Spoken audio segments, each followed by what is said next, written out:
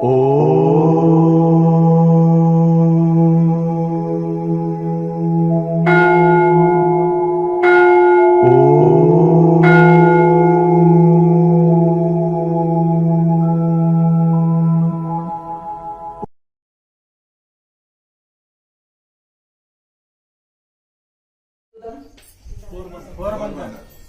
గుర్తుంది. పోరబందర్ నుంచి 12 కిలోమీటర్ల దూరంలో ఒక ఆశ్రమం ఉంటుంది. మా జూనాకాడకు సంబంధించిన ఆశ్రమమే. ఆ యొక్క ఆశ్రమంలో ఒక జర్మనీ మాతాజీ ఉంటుంది. ఆమె ఇండియన్ సిటిజన్షిప్ తీసుకొని ఎన్ని సంవత్సరాలు అయింది? 40 ఇయర్స్ అయిపోయింది. 40 ఇయర్స్. ఆమెకు 70 పైన ఉంటుంది. 70 ఇయర్స్ పైన వయసు ఉంటుంది. ఆమె మొత్తం ఎక్కడ చూసినా అన్ని బోర్డు పెట్టేస్తుంది. ఈ ఫోన్లు కెమెరాలు ఇవి పెట్టండి పెట్టుకుంటాం. ఎవరన్నా పొరపాటున ఏదైనా ఫోన్లు కనిపించాలనుకో, ఏ బీమారికో బంద్ రక్కే, ఏ బీమారికో బంద్ రక్కో అంటుంది. అర్థమైంది కదా? ఇది పెద్ద రోగం. దీన్ని ఎందుకు ఎప్పుడు బంద్ చేసుకొని రండి బంద్ ఉంటుంది. చూడండి, ఆ మాతాజీ నడిపిస్తుంది ఆశ్రమం. అది ఒక 3 తరాల ఆశ్రమం. ఆమె ఎంతో వైరాగ్యంతో వచ్చింది. ఎంత మంచి సంస్కృత శ్లోకాలు మంత్రాలు అన్ని ఉచ్చరిస్తుంది. చక్కగా యోగాభ్యాసం. ఎప్పుడు బక్కపల్చటి శరీరం ఆమెది, చాలా బక్కపల్చటి శరీరం, పొడవైన వ్యక్తి. ఆమె జడలు భూమిని తాకుతాయి, ఆమె జడలు నేల మీద తాకుతాయి. ఎప్పుడు చక్కగా ఆసనం వేసుకొని, దుని ఉంటది కదా, నాగ సన్యాసులు ఎప్పుడు దుని వెలిగించుకొని ఉంటారు. అక్కడ ఒక ఆసనం వేసుకొని చక్కగా ధ్యానంలో కూర్చొని ఉంటుంది. అట్లా జీవితంలో హాయిగా అక్కడ చక్కగా అందరికీ ధ్యానాభ్యాసంలో శిక్షణ ఇస్తుందంటే చూడండి. మన వాళ్ళని అంత వెస్టర్న్ స్టైల్లో మొత్తం మన వాళ్ళు అటువైపు అంటే మొగ్గు చూపుతున్నారు, వాళ్ళేమో ఈ సాంప్రదాయం వైపు ఇది చూస్తున్నారు. కనుక ఎందరో విదేశీయులు కూడా ఇప్పుడు మేము జూనాకాడలో సన్యాసించినామంటే ఆ సంస్థలో ఎంతో మంది సన్యాసించారు. ఎంతో మంది ఇప్పుడు చూడండి, ఇస్కాన్ సాంప్రదాయంలో చూడండి, ఇస్కాన్ లో చూడండి ఎంతమంది ఈ యొక్క మతం చూడండి, హరే రామ హరే కృష్ణలో మొత్తం ఫారినర్స్ ఎక్కువ ఉంటారు. వాళ్ళు ఎప్పుడు తబలాలు మధ్యాలతోటి చక్కగా భజన చేస్తుంటారు. చక్కగా వెస్టర్న్ స్టైల్లో చాలా రకాల భజనలు చేస్తుంటారు. ఇక్కడ కూడా ఫారిన్ యువకులు కొంతమంది వచ్చేసి గిటార్ తోటి వెస్టర్న్ స్టైల్లో శివుడి భజనలు పాడుతుంటే, ఇదేమండి ఈయన ఫారినర్ మన భజనలు పాడుతున్నాడు, ఈయనకి ఎట్లొచ్చు మన భాష అంటే, ఎట్లవచ్చు అంటే ఆయన శివుడి భజన ఒకటే విని వచ్చాడంట ఇక్కడికి, యూట్యూబ్ లో విని. ఇంత బాగుంటాయా భజన్స్ అని వచ్చి మొత్తం ఆసక్తితోటి నేర్చుకున్నాడు. హాయిగా ఎన్నో భజనలు పాడుతుంటారు వాళ్ళు. అతని పేరు సెబాస్టియన్ ఫ్రాక్స్ అని. 1 నెల రోజులు ఉన్నాడు ఇక్కడే. బాగా నచ్చిందంట ఆశ్రమం అతనికి, బాగా ధ్యానం చేసుకోనికి. సూర్య నమస్కారాలు నేర్పనికే ఒక గురువుజీ 50,000 తీసుకున్నాడంట. ఇక్కడికి వచ్చినాక నెల రోజులు ఉన్నా నువ్వు ఫీజు కడతంటే వెళ్ళిపో అని చెప్పినాడు. అర్థమైంది కదా? వ్యాపారం ఉండదు విద్య అనేది అని చక్కగా సంతోషపడిపోయింది. ఇంకా కొంతమంది చాలా మంది యువకులు వచ్చారు ఇక్కడికి. వచ్చి వాళ్ళు చక్కగా సాధన చేసుకొని వెళ్ళారు. పనిలో పని ఇది అంటే నాకు ఒక గుర్తొచ్చే, ఇట్లా ఈ విధంగా ఇది ఉంది కనుక దీన్ని ఇప్పుడు పూర్వకాలంలో విద్యా వైద్యం వ్యాపారం లేదు, సేవ. మైత్రేయ అనే పేరు యోగ పైన పుస్తకాలు రాస్తాడు. మీకు గుర్తుందా అమ్మగారు? మైత్రేయ అనేది మీకు గుర్తుందా? మైత్రేయ అని 50 పుస్తకాలు రాశాడు. యోగ పైన 70 సంవత్సరాల వయసు ఉంటుంది. ప్లస్ ఈ యొక్క దాని పేరు మన బీహార్ స్కూల్ ఆఫ్ యోగాలో సర్టిఫికెట్ పొందాడు. ఆయన ఎన్ని చేశాడు? 5 PhDలు చేశాడు. అర్థమైంది కదా? CMలు PMలతో ఎన్నో అవార్డులు అందుకున్నాడు. ఆధ్యాత్మికంలో 50 సంవత్సరాలు పరిశ్రమ చేశాడు. అర్థమైంది కదా? అట్లా ఆధ్యాత్మిక మార్గంలో ఉన్నాడు. ఉత్తర ఆయన సముద్రంలో కప్పలాంటి వాడు, బావిలో కప్ప కాదు. మీరు ఏదైనా నేర్పుతా మంచి విషయం అంటే నేర్చుకోనికి సిద్ధం ఉండే నిత్య విద్యార్థి. 4 PhDలు చేసి అది CMలు PMలతో అవార్డులు అందుకొని 50 పుస్తకాలు రాసి, ఉత్తర భారత్లో చాలా కాలం ఉండి తెలుగు రాష్ట్రాల్లో తెలుగులో పుస్తకాలు రాసి నిత్య విద్యార్థి లాగా ఉండేవాళ్ళు. ఎవరికైనా అంత అంటే ఈగో లేకుండా ఉండేవాళ్ళు ఉంటారా? చూడండి, ఉండదు కదా. మళ్ళీ చాలా మంది ఏమంటారు, ఏదన్నా మా పరంపరనే గొప్పది, మా విద్యనే గొప్పది అనే ఒక ఈగో వస్తుంది.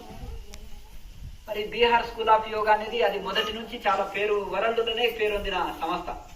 అక్కడి నుంచి పట్టాభద్రుడే వచ్చాడు. తర్వాత పాపము ఆయనకి ఏదో ఒక డాక్టర్ బుట్టలో వేసేసాడు. అర్థమైంది కదండి. మాయ ఎట్లుంటుందంటే ఇట్లుంటుంది. అయితే యాక్చువల్గా ఈ ప్రపంచంలో ఎవరికి ప్రాణాయామం తెలియదు, అందరూ విలువలే. నాకు ఒకటికే తెలుసు యోగా ప్రాణాయామం. అట్లా మళ్ళా దాన్ని క్రియాయోగానికి లింక్ పెట్టడం, క్రియాయోగానికి దానికి సంబంధం లేదు. అర్థమైంది కదా. ఒకవేళ వాళ్ళు చెప్పేది క్రియాయోగంలో మొదట ఇచ్చేది 1 పాయింట్, అర్థమైంది కదా, 1 పాయింట్. అందులో కూడా సంపూర్ణం కాదు. ఇందులో 6 బ్రహ్మాస్త్రాలు ఉన్నాయి, 6 ఒకేసారి వేస్తారు. ఆయన బీహార్ స్కూల్ ఆఫ్ యోగాలో 20 బ్రహ్మాస్త్రాలు ఉంటాయి, 20 అస్త్రాలు. ఆ 20 అస్త్రాలు ఫీజు లేకుండా కాదు, ఫీజు తోటి. అంత ఆయన వయసు కన్నా గౌరవియాలి. ఆధ్యాత్మికంగా 5 PhD చేసిండు, దానికన్నా గౌరవియాలి. 1,00,000 మందికి శిక్షణ ఇచ్చిండు యోగంలో, దానికన్నా గౌరవించాలి. 50 పుస్తకాలు రాసిండు, మంచి అవార్డులు పొందినవాడు, దానికన్నా గౌరవించాలి.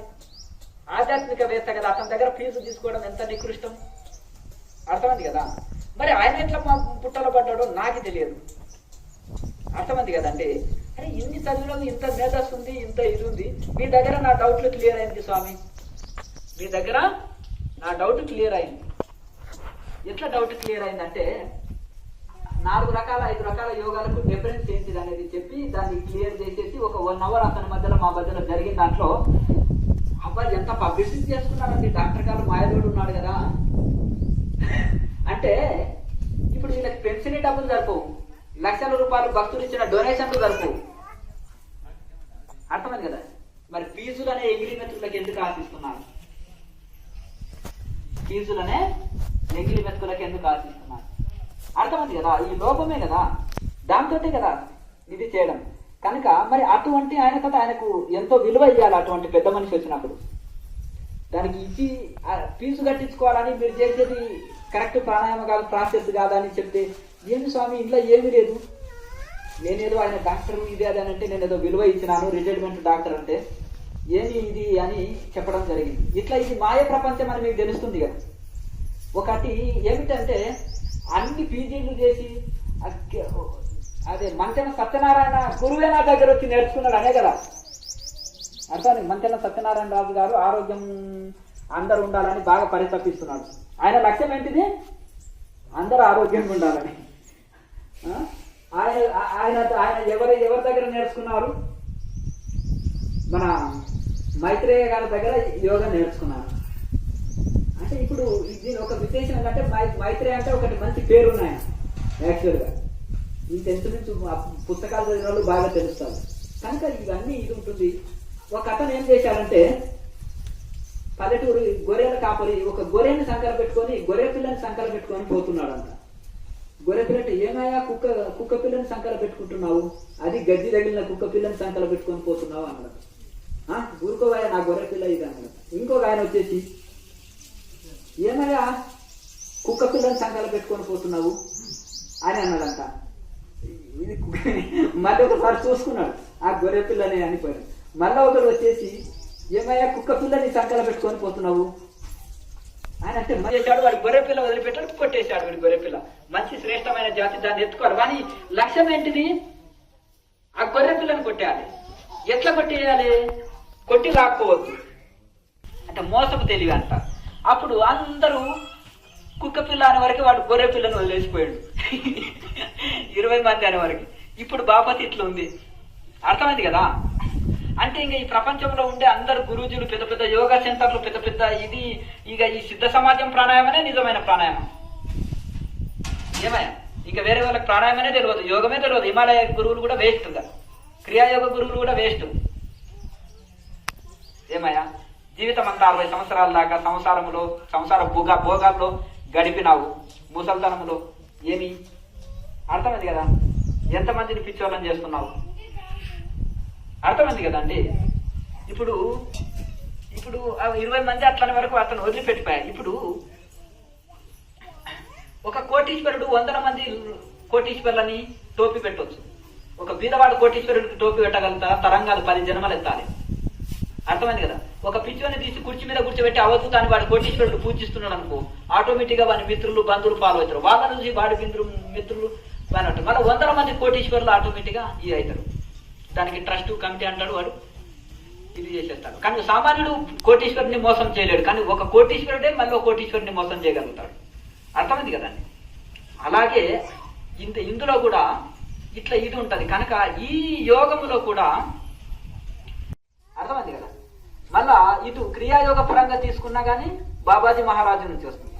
అలాగే క్రియాయోగంలో ఉన్న గురువులందరూ కూడా లాహిరి మహాశయ సమాధి అంటే త్రైలింగ స్వామి 300 సంవత్సరాలు జీవించిండు, నడయాడే కాశీ విశ్వనాథుడు అని మీకు తెలిసి చెప్పారు. ఆయన ఎవరు జునాకాలంలో సన్యాసం చేసుకున్నారు. అర్థమైంది. కానీ అవధూత స్టేజ్ వరకు అవధూత స్టేజ్ అనేది ఫైనల్ స్టేజ్ అన్నమాట. కనుక ఇట్లా మీరు కనిపించేస్తే కనిపించానక్కర్లేదు. నిన్న మనకి ఏదో తోక మొదలు లేనివి ఏం చేసేస్తారంటే చాలా మంది కనిపించేసి వాళ్ళు ఉంటారన్నమాట. ఎందుకు? ఫీజులు అనే ఎంగిలి మెత్తులకు ఆశపడి. మరి ఎట్లా రన్ చేస్తామంటే రన్ను ఇప్పుడు ఒకటి ఏంటిదంటే ఆటోమేటిక్గా మనం సేవా కార్యక్రమాలు చేస్తే అదేం ఆగవు. కప్ప ఏం చేసిందంటే ఒక సముద్ర కప్ప వచ్చిందంట. మీదే ఊరు అంటే మరి సముద్రం లేదంటే ఓహో దూరం ఊరేమో అన్నది. మీ సముద్రం ఎంత ఉంటుంది? 1 ఇంచు ఉంటుందా 2 ఇంచులు ఉంటుందా అన్నదంట. అది నవ్వుకుంటుందంట. అది నవ్వుతామేంటి వెటకారమా అంటే లేదు పెద్దగా ఉంటుంది అన్నదంట. ఏమి 1 ఫీట్ ఉంటుందా అన్నదంట. లేదు పెద్దగా ఉందంటే 3 ఏడు ఉంటుందా అన్నదంట. ఇంకా పెద్ద ఉందంటే 12 ఏడు ఉంటుందా అన్నదంట. ఇంకా పెద్ద ఉందంటే నువ్వు అబోధాల కోరువు, ఎటు తిరిగి నా బావి కంటే పెద్దది ఉండాలని చెప్పాలని ప్లాన్ చేసినావు ఇంకా ఆనందదంట. అంటే ఇది నవ్వుకున్నారంట. అంటే ఇది బావి, మా తాత ఇక్కడే పుట్టాడు, మా తండ్రి ఇక్కడే పుట్టాడు, నేను ఇక్కడే పుట్టాను, మా పిల్లలు ఇక్కడే పుట్టారు, ఇంతకంటే పెద్దది మా జన్మలో చూడలేదమ్మ. అర్థమైంది కదండి. వీళ్ళు ఏంటంటే ఆ ఉద్యోగం చేసుకుంటూ ఆ ప్రపంచం జరగకుండా బావిలో కప్పల్లాక ఆడనే ఉండి అందులోనే ఈదుతూ ఏదో ఒక గురువు వచ్చి చెవిలో ఊదుంటాడు. ఊదే వరకే ఇంకా అది తెలుసుకున్నదే ప్రపంచం అనుకుంటాడు. తెలియదు కదా భారతదేశం ఎంత విశాలమైనది, ఎంత మహర్షులు ఋషులు ఉన్నారు. అర్థమైంది కదా. నేను ఎందుకు ఇట్లా అంటున్నా అంటే విమర్శ మన లెక్క కాదు, కానీ అందరినీ తప్పు బోల్తా పట్టిస్తుంటారు ఇవన్నీ కూడా. ఇంకొకటి, మా గురువుకు నమస్కారం, పరమ గురువుకు నమస్కారం, పతంజలి ఎవరో తెలియదు. ఆయనకు నేను నమస్కారం అయ్యాను. ఒరే నాయన, పతంజలి నుంచి సమస్త వేద విద్యలు వచ్చినాయి, అన్నిటికీ మూలము ఆయన ఉపనిషత్తులు. గురువులు లక్షల సంవత్సరాలు తపస్సు చేసి రివర్స్ లో తపస్సు చేసి ముక్తాత్ములైండ్రు. ఆ ఉపనిషత్తులకు వెళ్ళే పతంజలి ఈ యొక్క పతంజలి సూత్రం అని రాసిండ్రు. అందుకెళ్ళి వచ్చింది క్రియాయోగం. అన్ని యోగాలు కూడా అందుకెళ్ళి వచ్చినాయి. అష్టాంగ యోగం, సమస్త యోగ విద్యలు అందుకెళ్ళి వచ్చినవి. అర్థమైంది కదా. అట్లా ఇవన్నీ తెలియకనే కదా వారికి చిన్నపిల్లలకి ఇంటికి అంతం వేస్తారు. ఇప్పుడు భగవద్గీతలో కృష్ణ పరమాత్మ అంటే కర్మయోగం జ్ఞానయోగం 2 ఫలితాలు ఇస్తుంది. కర్మయోగం అంటే ఇక్కడ ఏంటి? భగవంతునికి అన్ని కర్మ ఫలితాలు సమర్పిస్తుంది కదా. ఆ సమర్పించడం వలన మనకు లాభ నష్టాలు లేవు, సుఖ దుఃఖాలు లేవు. మన కర్మలన్నీ ఆయన ఇస్తుంది. లాభంతో పొంగిపోతాము, నష్టం వస్తే కుంగిపోతాం. మనది లేదనుకున్నప్పుడు ఇంకా మనకేమి చిత్తం బ్యాలెన్స్ ఉంటుంది కనుక ఆ చిత్తశుద్ధిని ఇస్తుంటుంది. ఆ చిత్తశుద్ధిలోనే ధ్యానయోగం చక్క కుదురుతుంది. ఈ యొక్క నిష్కామ కర్మతోటి కూడా మనం నిశ్చింతగా ముక్తాత్మలమవుతాం. అలాగే జ్ఞానయోగంతో కూడా ఈ 2 ఒకటే ఫలితం ఇస్తుంది. ఈ రెండింటికి భేదం చూసిన వాళ్ళు చిన్నపిల్లలు, ఏం తెలియని వాళ్ళని కృష్ణ పరమాత్మ చెప్తున్నారు. అట్లాగే ఈ విధంగా ఋషుల ఆశయం ఏంటిది, యోగములు ఎన్ని రకాలు ఉంటాయి, దాంట్లో ఏ పరంపరలో ఏ కొద్దిపాటి భేదంతో ఎట్లా చెప్తారు అనేది దాని గురించి వివరణ తెలుసుకోవాలన్నమాట. లేకపోతే కాబట్టిన కుందేటికి 3 కాళ్ళు అంటారు. ఇప్పుడు ఇంతవరకే చెప్పినాను. పెద్ద గాలి వస్తుంటే ఏనుగులు కొట్టుకపోతున్నాయి. ఇంకా దోమల సంగతి ఏంటిది? కొత్తగా వచ్చిన వాళ్ళు దోమలు లాంటి వాళ్ళు పెద్ద గాలికి ఆగుతారా? అంతేనా కదండి. కన్ఫ్యూజ్ కావచ్చు. అంటే అదేదో ఫ్రీగా వచ్చేవరకు ఆడ ఏమి ఉందో లేదో సబ్జెక్టు అర్థం కాదు. మీరు కూడా ఒక స్టూడెంట్ నుంచి వచ్చినావు కదా, బీద వాళ్ళు ఉంటారు, స్టూడెంట్స్ ఉంటారు. వీళ్ళందరికీ డబ్బులు మళ్ళీ తన తీసుకోండి. కొంతమంది ఎట్లా నడుపుతామండి మేము మఠాలు, ఎట్లా ఇది అంటే బిల్డింగ్లు కట్టాలి కదా, కోటీశ్వర్లకు దోచి పెట్టాలి కదా. మా ట్రస్ట్ అంతా కూడా బ్లాక్ మనీ పీపుల్ కోటీశ్వర్లు ఉన్నారు, నడిపించేటోళ్ళు, వెనక ఉండి నడిపించేటోళ్ళు. మమ్మల్ని ఏదో ఫోటో పెట్టుకున్నారు దేవుడు అనిపిస్తున్నారు. వచ్చిన వాళ్ళకి ఇలా ఆనంద స్వామి 2 చేతులు రూపు అంతే. అర్థమైంది కదా. టికెట్లు పెట్టేది వాళ్ళు కదా, దోసుకొని పోయేది వాళ్ళు, ఉండేది ఇక్కడ డమ్మి. ఈయనదేం పవర్స్ నడవు. అర్థమైంది కదా. కనుక ఆ విధంగా వాళ్ళు ఏది చేస్తే అదే అనమాట. పందిని తీసుకొచ్చి నంది అంటే అనాలి, అందరు నంది అనాలి అంతే. అట్లా ఆ విధంగా ఉంటది. కనుక ఒకటి ఏంటిదంటే ఏదైనా సహకరించిన వాళ్ళ దాన్ని తీసుకోండి. బీద వాళ్ళు ఉంటారు, స్టూడెంట్స్ ఉంటారు, ఇంకా కొంతమంది చదువుకునే విద్యార్థులు ఉంటారు, నిరుద్యోగులు ఉంటారు కదా. అందరికీ ఆర్థిక పరిస్థితి ఒకేలాగా ఉండదు కదా. అంతేనా కదండి. మీ భోజనం ఇంత తింటే సరిపోతుంది ఏంటి. కనుక ఈ విధంగా పరిస్థితిలో ఈ విధంగా తాబట్టిన కుందేటికి మూడే కాళ్ళు అని చేయడానికి ఈ విధంగా అన్నిటినీ ఆ ప్రతి గొప్ప గొప్ప యోగంలో గొప్ప గొప్ప ఋషుల యోగంని కూడా తప్పు పడుతుంటారు. అలాగే కొంతమంది మేము ఈడాడ ఈ యోగం ధ్యానం నేర్చుకున్నాం స్వామి, ఎట్లా అంటే నీకు ప్రాణాయామం తెలియదు కదా, నీ ధ్యానంలో ఈ ప్రాణాయామాన్ని వినియోగించుకో అని చెప్తాం. అర్థమైంది కదండి. అట్లా ఈ విధంగా ఇప్పుడు ఏదో తెలుసుకోవాలని వచ్చింది కదా, ఇందులో కొద్దిగానైనా నిత్య జీవితంలో మీరు యూజ్ చేసుకోండి. ఈ యోగం అనేది ఋషులది, నిన్న మనం ఏదో ఎల్లయ్య పుల్లయ్య అనుకున్నది కాదు, ఋషుల విద్య ఇది. ఏమన్నా మేలు పొందితే ఆ ఋషులకు ధన్యవాదం చెప్పుకోండి. మీ బిడ్డలు మీ మార్గంలో వస్తున్నాము, మీ బ్లెసెస్ మాకుందండి అని ఆ ఋషులని గురు పరంపరని ప్రేయర్ చేసుకోండి. కనుక ఒకటి ఏంటంటే మళ్ళా మూల గురువుల వరకు వచ్చినప్పుడు ఊరుకునేది లేదు కదా. మూల గురువుల జోలికి వచ్చినప్పుడు వాళ్ళని తగ్గించి మాట్లాడినప్పుడు వాళ్ళు చెప్పిన యోగాన్ని కించపరిచినప్పుడు మరి ఊరుకునేది లేదు కదా. అర్థమైంది కదా అండి. వాపలు పెట్టవలసిందనా వద్దా? లోపత్వం ఏం లేదు కదా జ్ఞానానంద స్వామికి, ఎక్కువ సంఖ్య రావాలని ఏమి ఇది లేదు కదండి. కనుక ఒకటి ఎందుకంటే వీళ్ళు చూసింది చిన్న చిన్న ఊర కుక్కలని ఊర నక్కలని, మేము చూసింది సింహాలను చూసినాం.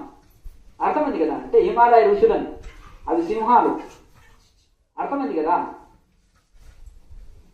మరి ఊర కుక్కలు వచ్చేసి నక్కలు వచ్చేసి సింహాలను ఎక్కిరిస్తుంటే ఎట్లుంటుంది? అర్థమైంది కదా. ఇంద్రియాలను జయించి పంచేంద్రియాలను జయించి 100 సంవత్సరాలు జీవించే హిమాలయ ఋషులు, వారి దగ్గర శిక్షణ తీసుకొని వాళ్ళ పాదసేవ చేసుకొని వచ్చిన వాళ్ళని ఎట్లుంటుంది? అర్థమైంది కదా. దాన్ని వాళ్ళని సరి అయిన దారిలో నడిపియాలి, కానీ వక్ర దారిలో ఉల్టా మాటలతోటి దాన్ని నడిపియొద్దు కదా. కనుక మీరు మేధావులు తెలివైన వాళ్ళు ఎవరు చెప్పినా కళ్ళెబొల్లి మాటలు నమ్మకండి. ఫీజులనే ఎంగిలి మెతులకు ఆశించి చేస్తుంటారు. అట్లా చీప్ ట్రిక్స్ అంటారు వాటిని. అర్థమైంది కదా.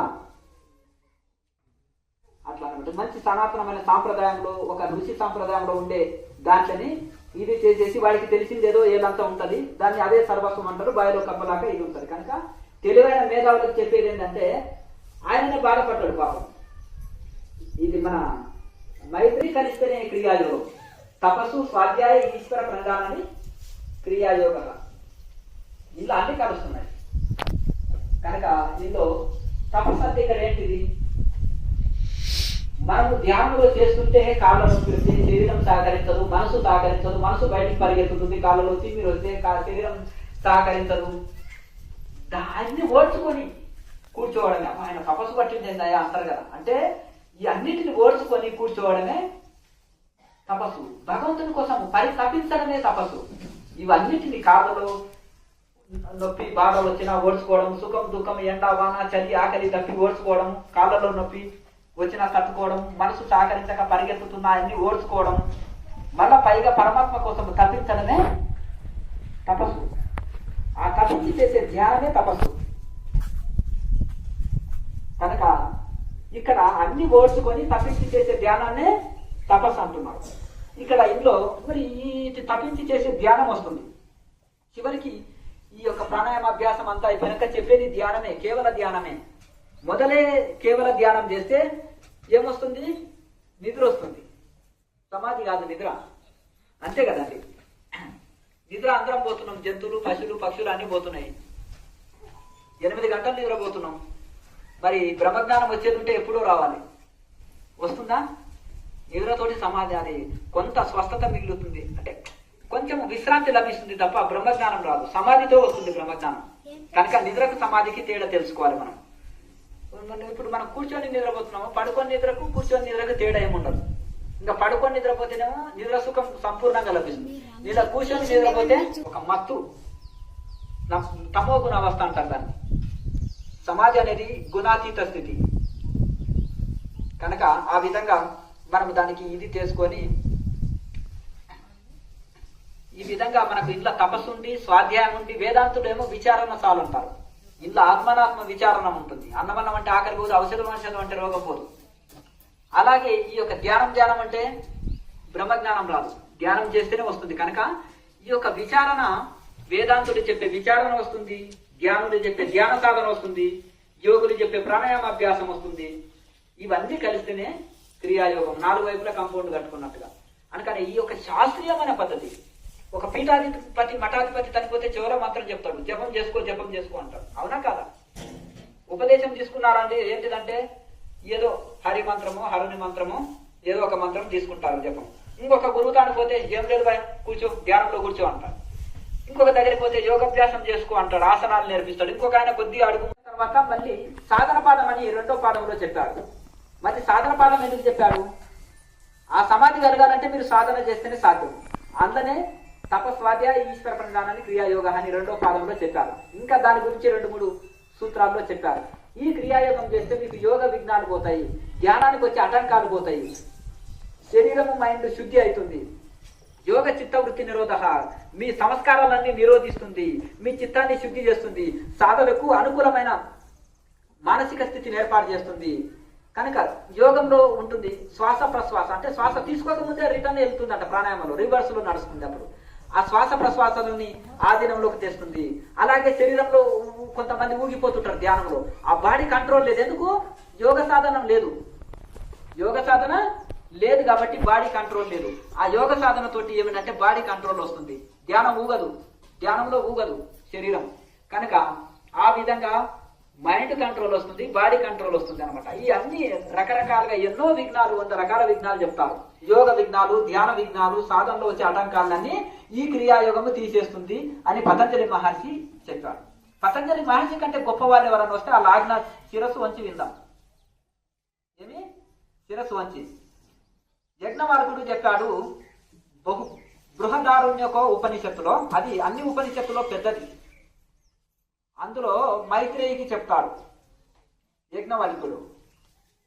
ఆ యజ్ఞవల్కుడి కంటే గొప్ప ఋషి ఎవరన్నా వచ్చి చెప్పిండ్రు అనుకో, శిరస్సు వంచి ఇందాం, అంతేనా కదా?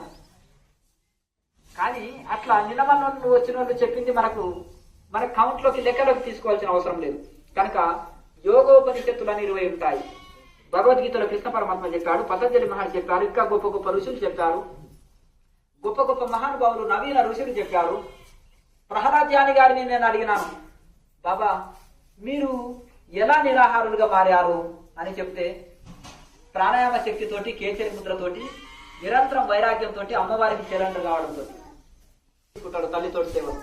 అంతేనా కదా? అమ్మకు నేను పసిబాలులాగా సిలిండర్ అయిన ఒకటి, కేచరి ముద్రని యూజ్ చేసుకుంటూ ఒకటి, ప్రాణాయామంలో పట్టు సాధించిన ఒకటి, నిరంతర ధ్యాన యోగంలో ఉంటాను ఒకటి. మరి అన్ని క్రియాయోగం కాకపోతే ఏమిటి? ఈశ్వర ప్రణిధాన అంటాం. తపస్వాధ్యాయ ఈశ్వర ప్రణిధానం అంటే భగవంతునికి సిలిండర్ అయిపో, చిన్నపిల్లవాడిలాగా. నీ కర్మలు ఏం లేవు ఇంకంతే. అదే నిజమైన భక్తి యోగం. ఎప్పుడు సమర్పణ భావం వచ్చిందో, ఎప్పుడు సిలిండర్ అయిందో, ఎప్పుడు శరణాగతి పొందినామో అదే నిజమైన భక్తి. తప్ప పెదవులతోటి భక్తి భక్తి భక్తి భక్తి అంటే కుదరదు. భక్తి దైవార్పణం అని పెదవులతో ఉచ్చరిస్తే కదా రామార్పణం కృష్ణార్పణం అని, హృదయంతో అర్పించుకోవాలి. ఈ శరీరమే పత్రము, ఆనంద బాష్పాలే భగవంతుడికి తోయము. ఈ యొక్క హృదయ పుష్పాన్ని, హృదయం అనేది పుష్పాన్ని ఆయన పాదాల వద్ద ఉంచాలి. మనసు అనే పండుని ఆయనకు నివేదన చేయాలి. మనసు అనేది పండు, దాన్ని ఆయనకు నివేదన చేస్తే ఇంకే సమస్య ఉండదు. ఇవే పత్రం పుష్పం పరం తోయం అంటే ఇదే అనమాట. అట్లా భగవంతుడికి మనము మానసికంగా సమర్పించుకోవాలి. ఏది ఇచ్చినా ఏమి ఇస్తాం? భౌతిక వస్తువులు సమర్పిస్తాం, కట్న కానుకలు. ఆయన తృప్తి చెందుతాడా? మనసు మాత్రం పెట్టాం అక్కడ. మనసు దేశమంతా తిప్పుతాము, వజ్ర కిరీటాలు చేసి పెడతాము, ఇంకేదేదో నగలు నట్లా చేస్తాము, పట్టు వస్త్రాలు పెడతాము, మనసును మాత్రం పెట్టాము. నీది ఏదొద్దు, నేను ఇచ్చిందే కదా నీవు ఇచ్చేది, నీది నాకేమో కర్లేదు ఆయన, నేను వెలగడతాడు. ఏదైనా గిఫ్ట్ ఇచ్చింది అనుకో, వెంటనే వెలగడతాడు. ఏ షాప్ లో దొరికింది, ఏ బ్రాండ్, ఎంత రేట్ అని చెప్పేస్తాడు ఎంబడే. భగవంతుడు వెలగడతాడా? అంటే గిఫ్ట్కి వెలగట్టవద్దు అంటారు, కానీ మన వాళ్ళు వెలగడతారు. అలాగే కానీ భగవంతుడు ఏమంటాడు? ఏది అక్కర్లేదు, నీ హృదయం సమర్పించు, నీ మనసు సమర్పించాలని భగవంతుడు కోరుకుంటాడు. కనుక ఇంట్లో మనవ సమర్పణనే నిజమైన సమర్పణ భగవంతుడికి. కనుక ఇంట్లో ఏదైతే ఉంటుందో, గొప్ప గొప్ప ఋషులు కూడా ఇవన్నీ కూడా వాళ్ళు ఆచరించి గొప్ప వాళ్ళు ఈ విధంగా మనకు మార్గం చూపెట్టారు. కనుక గొప్ప గొప్ప మహానుభావులు ఇది ఉంది. కనుక వాళ్ళ మార్గంలో మనము నడుస్తున్నాము. వాళ్ళ మార్గంలో నడిచినప్పుడే చూడండి, మరి రామకృష్ణ పరమహంస 12 సంవత్సరాలు కష్టపడితే తోతారూరి 4 days లో ఆయనకు క్లియర్ చేసిండు. అర్థమైంది కదా? ఇంకా 20 సంవత్సరాలనే గడిచిపోతుంటుంది. సూత్రం లేదు, లెక్క చేస్తలేము. లెక్క చేస్తున్నామా సూత్రం లేదు, తెలియదు. 40 సంవత్సరాలు చేసినా అంతే. ఆయననే 40 సంవత్సరాలు పడ్డాడు, కష్టపడ్డాడు అది సాధించడానికి. మరి ఈ గురువుని మార్గదర్శకంలో షార్ట్ కట్ అయిందా కాలేదా? అంటే అందులో ఒక ఋషి పరంపరలో కరెక్ట్గా ఉండాలి. ఒక ఋషి పరంపరలో ఉండి దాంట్లో మంచి కొన్ని 12 సంవత్సరాలు ఉన్న తపస్సు చేసి దాన్ని అందులో మంచి ఇది ఉన్న తర్వాత మళ్ళీ ఇతరులకు చక్కగా సలహాలు ఇస్తాను. ఒక ఆయన ఉంటాడు, 2 నెలలు అయి ఉంటుంది, నువ్వు 6 ఏళ్ళ నుంచి వస్తున్నావు, ఆయన నీకు ఏదో సలహా ఇస్తుంటే నేను 10 ఏళ్ళ నుంచి వస్తున్నాడేమో అనుకుంటాడు. ఒక ఆయన 20 ఏళ్ళని కూడా చెప్పుకుంటాడు. అప్పుడు నేనేం చేసేస్తావు, నువ్వు కరెక్ట్ చేస్తున్నావు కానీ ఆయన రాంగ్. అర్థమైంది కదండి? అప్పుడు ఎవరిది ఫాల్టు? ఎవరితో లింక్ పెట్టుకోవాలి? ఒక గురువుతోటి లింక్ పెట్టుకోవాలి, మధ్యలో కాదు. అర్థమైంది కదా? అందుకనే ఇప్పుడు గొర్రెపిల్ల సంగతి అవుతుంది. శంకర గొర్రెపిల్లని పెట్టుకొని పోతుంటే కుక్క పిల్ల పట్టుకోబోతున్నావు అని అది కొట్టేయాలని 20 మంది ప్లాన్ చేశారు. ఒక్కొక్కరు దారిలో వస్తే స్వామిని అడిగి తెలుసుకుంటాను. అర్థమైంది కదా? పుస్తకాలు ఉన్నాయి, స్వామి వీడియోలు ఉన్నాయి యూట్యూబ్లో, అవి దాన్ని ఫాలో అవుతాను. నువ్వు రాగిని పర్మిషన్ ఇస్తే మళ్ళీ నాది ఉన్నది పోతుంది. అంటే అంటారుగా, ఉన్న నాలుకకు మంది వేస్తే కొండ నాలుకకు మంది వేస్తే ఉన్న నాలుక ఊడిపోయింది అంటారు కదా. అట్లాగే ఇది ఈ విధంగా అవుతుంది. ఇంకొక ఆయన ఏం చేశారంటే, తండ్రి డాక్టరు, తండ్రి ఊరెళ్ళాడు, వాళ్ళ అబ్బాయి ఉన్నాడు, వచ్చేసి నాకు విపరీతమైన చాలా చక్కగా విపరీతమైన జలుబు అండి, ముక్కులో ఒకటే వచ్చేస్తుంది, అది చీటి వేయాలి, కానీ దాంతో ఊరికే నాకు దగ్గు దమ్ము వస్తుంది, దగ్గు దమ్ము వచ్చేసి కడుపులో నొక్కి. లేదు లేదయ్యా, నువ్వు డాక్టర్ కొడుకు కదా, ఏదో ఒకటి నువ్వు చూడండి అంటే, ఉండు మా ఆయన ఒక పుస్తకం చెక్ చేస్తాడు ఏదన్నా డౌట్ వస్తే. ఏమి డాక్టర్లు ఏం చెక్ చేస్తుంటారు? ఎప్పుడు మెడిసిన్స్ ఉంటాయి కదండి, ఆ మెడిసిన్ బుక్ని ఎప్పటికప్పుడు కొత్తది చూస్తుంటారు. చూడండి నేను ఇప్పుడే చెక్ చేస్తాను, ఆ మెడిసిన్ బుక్ చెక్ చేసి నీకు ఇప్పుడే చెప్తాను సొల్యూషన్, కూర్చోండి అని ఆయన టకా తీసుకొచ్చారు. చూశాడంట, చూసి ఒక ఇంత పెద్ద సీకుని పొయ్యిలో పెట్టాడంట. పొయ్యిలో పెట్టి ఎర్రగా వంగు అని వాత పెట్టాడంట, వీపుకు వంగు అని వాత పెట్టాడంట. లబోదిపో మొత్తుకుంటూ పారిపోతున్నాడంట.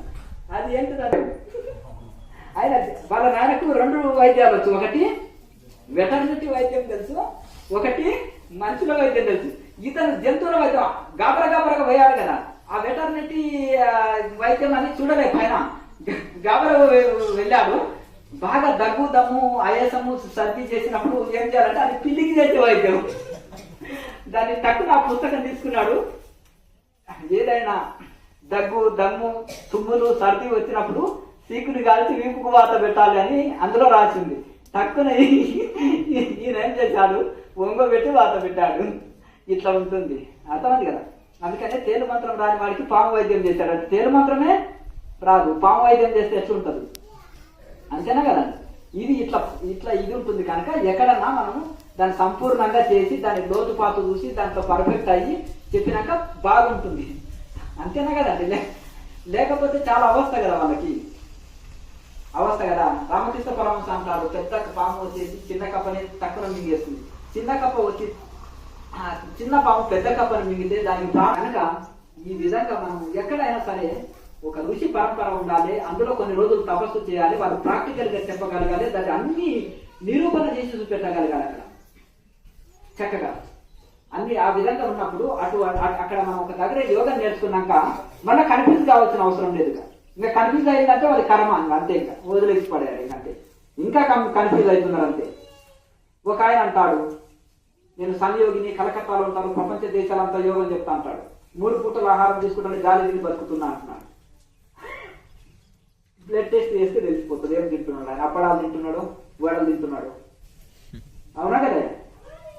ప్రతి జిల్లాలో భక్తుల ఇంటికాడ 3 పూటలు భిక్ష చేస్తున్నావు, 20 పూటలు టీ తాతావు, నిరాహార యోగి అని చెప్పుకోనికి ఎట్లా బుద్ధిందా నీకు, అవునా కదా? నన్ను కూడా 20 మంది అన్నారు నిరాహార యోగి అని, ఇది అంటారా? అంతేనా కదా? మనం ఏం చేస్తున్నాం అది చెప్పుకుంటే సమస్య లేదు కదా, అంతేనా కదండి? నేను పచ్చి ఆహారం తీసుకుంటున్నానా, వడ్డది అపక్వారం, జంతువులు అపక్వారం తినడం వలన ఏ హాస్పిటల్ లేదు, స్నానం చేయవు, బ్రష్ చేయవు, సబ్బు పెట్టలేదు, దుర్వాసన రాదా అంటే జంతువులు సబ్బు పెట్టి తోముతున్నాయా, సంవత్సరం 10 ఏళ్ళ కూడా సరిగ్గా స్నానం చేయవు, బ్రష్ చేయవు, ఒక హాస్పిటల్ లేదు, అంతేనా కదా? సాధువులు కూడా సెంటు కొట్టుకుంటారండి, ఫారిన్ సెంట్ అండి, మామూలుది కూడా కాదంటే. మరి ఆ వండించి తిన్నప్పుడు మీరు మసాలా వస్తువులు, వాళ్ళు మసాలా వస్తువులు తిన్నప్పుడు వాళ్ళ శరీరంలో దుర్వాసన వస్తుంది, మీ శరీరంలో సాధువులంత మాత్రం శరీరంలో దుర్వాసన రాదా? అదే పచ్చి ఆహారం తినండి రాదు, అర్థం. కొంతమంది అవధూత దగ్గర బ్యాట్స్మెన్ రాదండి, మల్లెపూల వాసన అట్లా. ఇంకా దాని పేరు మీద ధ్యాస పోతుంది, లేకపోతే అర్థమైంది కదండి. ఇక్కడ క్లాసులో కూడా కాన్సన్ట్రేషన్ ఉండదు కనుక ఆ విధంగా ఈ విధంగా మనకు ఇది ఉంటుంది. కాబట్టి ఎవరైతే అపక్వారం తీసుకుంటున్నారో వాళ్ళు 2 నెలలు స్నానం చేయకుండా శరీరంలో దుర్వాసన రాదు. జంతువులు చూడండి, జంతువుల దగ్గరనే రాదు, మరి మనకెట్లా వస్తుంది? అట్లా అందుకనే సాధ్యమైనంత వరకు మనం ఈ విధంగా మనకు ఇట్లా అయిపోయింది. ఎవడో ముఖం తెలియని తీసుకొస్తారు, ఆడబెడతారు, తీసుకొస్తారు. నేను ఎట్లా అంటే సైన్స్ దగ్గర నిలిచిన వాళ్ళు, మనం ఏ ఇంటర్వ్యూ చేసినా ఏ పుస్తకంలో రాసినా వీళ్ళు సైన్స్ దగ్గర టెస్టుల దగ్గర నిలిచిన వాళ్ళు. మా జీవనా కాడనే నేను స్వయంగా వాళ్ళ మధ్యలో తిరిగినాను, వాళ్ళని కండారో చూసినాను, ఎన్నో టెస్టుల దగ్గర నిలిచారు. అప్పుడు ఒప్పుకున్నాక నేను రాస్తాను. లేకపోతే 100 సత్యాలు పలికేటోడు పొరపాటున ఏదన్నా తప్పు దొరికినా ఒప్పుకుంటారా? కాదు, 100 సత్యాలే పలుకుతాడు. అతని మీద మీకు బాగా గురుంది, పొరపాటున ఏదో స్పీడ్గా మాట్లాడేలా ఒక తప్పు దొరికింది, అదేమనుకుంటారు మీరు? ఒప్పుకుంటారా? అప్పుడు తెలివైన వాళ్ళకి. ఎందుకంటే ఈయన నోటికుంటా అబద్ధం చెప్పడం నిజమే కావచ్చు. దానికి ఏమైనా ఉదాహరణ ఉందా శాస్త్రంలో? చెప్పండి, ఏదైనా శాస్త్ర ప్రమాణం ఏంటి? భారతం చదివారా? భారతం చదివారని వరకు ఆయనకు ఐడియా వచ్చేసింది. అర్థమైంది కదా. ధర్మరాజ్యం అన్నాడు అశ్వత్థామ ఆట కుంజరా చిన్నగానాయా, లేకపోతే ఆయన చేతిలో నీకు బాణాలు ఉన్నంత వరకు ఇటువంటి ఎవరిని ఓడించలేరు. భీష్ముడు వృద్ధుడు 3 తరాలు చూశాడు ఆయన. భీష్ముడు 3 తరాలు చూశాడు కానీ గంగా పుత్రుడు బ్రహ్మాస్త్రం వచ్చు ఆయనకి. ఆయన బాణాలు ఉంటే ఎవడు ఇంట్లో గెలవలేడు. అలా ద్రోణుడు సామాన్యుడు, ఆయన చేతిలో బాణం ఉంటే ఎవడూ గెలవలేడు. కర్ణుడు సామాన్యుడు, ఆయన చేతిలో బాణం ఉంటే ఎవడు గెలవలేడు. అర్జునుడు సామాన్యుడు, ఆయన చేత బాణంలో ఉంటే 3 లోకాలు ఎవడు గెలవడు. వీళ్ళు 4 సమానులే, ఒకరు ఎక్కువ తక్కువ కాదు. వీళ్ళు 4 సమానులే. ఇంకా 4 సమానం అంటే ఏముంటుంది? ఇక ఇద్దరు 2 బాణాలు కొట్టుకుంటే ఇద్దరు ఒకటేసారి అవుట్, అంతే కదా. మరి ఇది కృష్ణ పరమాత్మ దాన్ని శక్తితో లేని కూడా యుక్తితోటి అలా అప్పుడు ఏమన్నాడు వేరే వాళ్ళు పలికితే నమ్మకపోతుండే.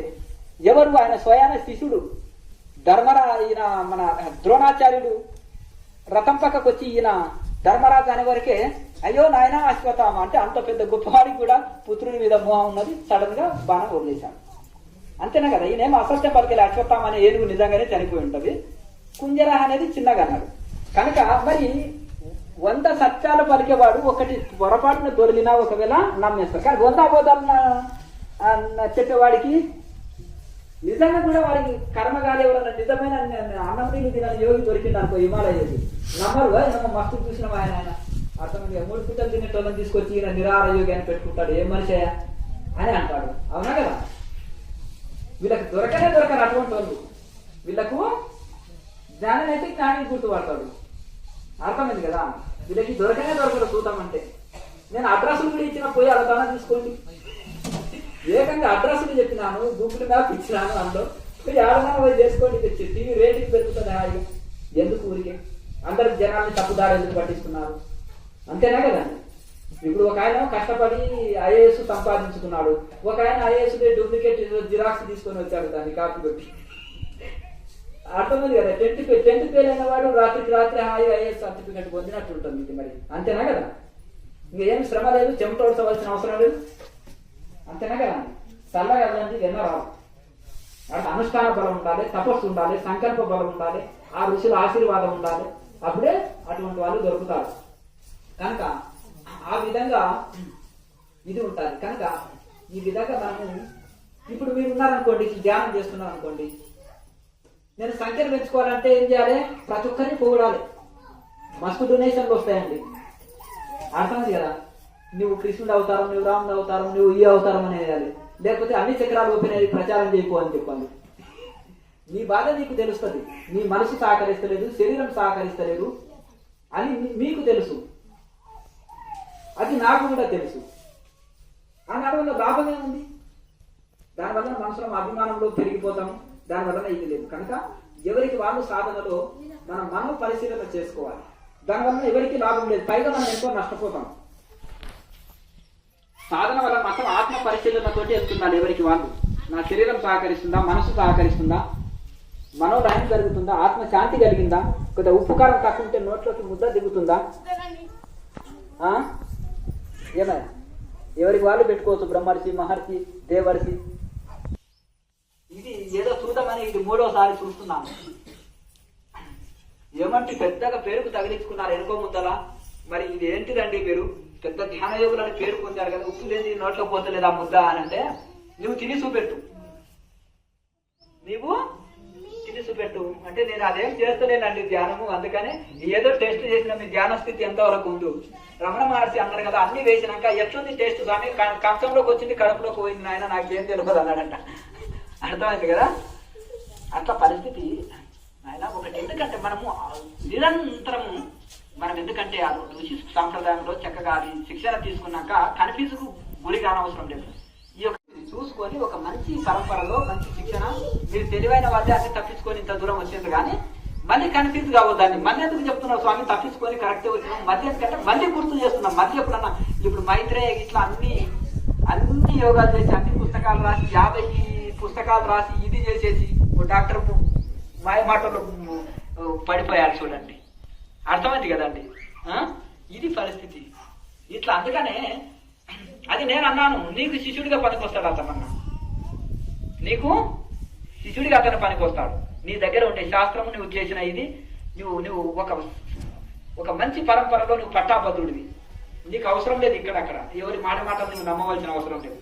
1 రోజులు ఆశ్రమంలో ధ్యానం చేసుకుంటాను స్వామి అంటే నీ సాధన నువ్వు చేసుకో, ఇబ్బంది లేదని చెప్పేసి. నీకెవరికి శిష్యుడు అవసరం లేదు. అర్థమైంది కదా? అట్లా ఈ విధంగా ఇక్కడ ఎవరైనా క్రియాయోగ పరంపరలో ఒకటే చెప్పేది, బాబాజీ గురు మహారాజు ఆయనని గురువుగా తీసుకోండి, ప్రార్థన చేసుకోండి, సాధనకు ముందు ప్రార్థన చేసుకొని సాధన ప్రారంభించండి. అర్థమైంది కదా? ఎవరి కింద మీరు ఉండవలసిన అవసరం లేదు, నేరుగా బాబాజీ కింద ఉండండి అని చెప్తున్నాం. అంటున్నామా? అంటలేదు. అట్లా కనుక చక్కగా ఆ విధంగా మీరు సాధన చేసుకొని తరించండి. మీరంతా ఈ విధంగా సాధన చేసుకొని తరిస్తారనే ఒక విశాల భావంతో 1-2 సార్లు గుర్తు చేయడం చేస్తున్నాం. ఇది ఒక ఋషి పరంపరలో, సనాతనమైన క్రియాయోగ పరంపరలో, బాబాజీ పరంపరలో మీరు వచ్చారు కనుక దీన్ని చేయవలసిందల్లా నిరంతరం సాధన చేయడమే. ఎంత మంచి ఔషధమైనా తినకపోతే రోగం పోదు.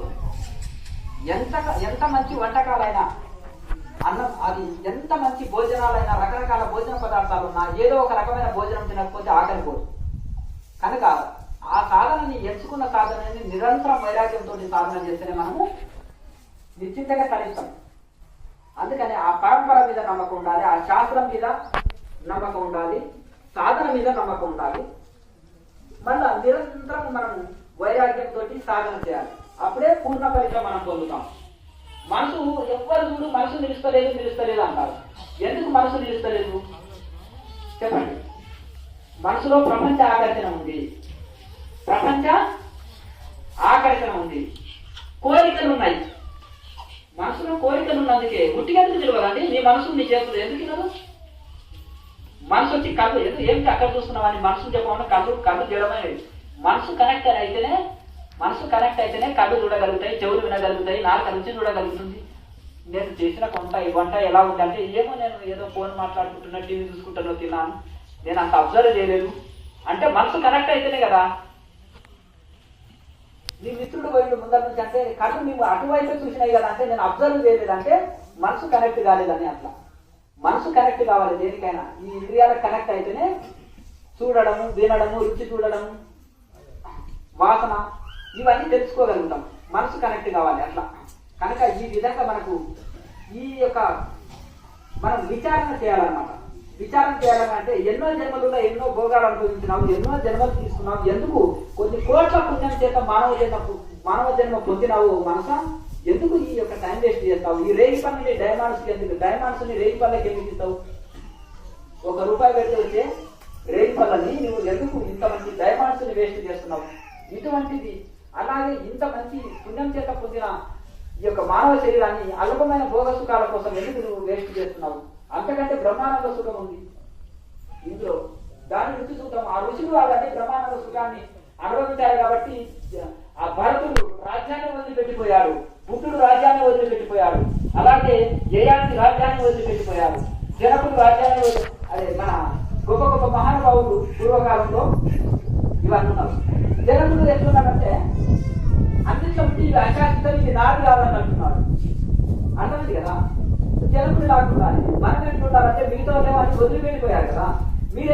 జనములు లాగా అంటే రాజ్యం పరిపాలిస్తాడు కానీ నాకు కాదంటాడు.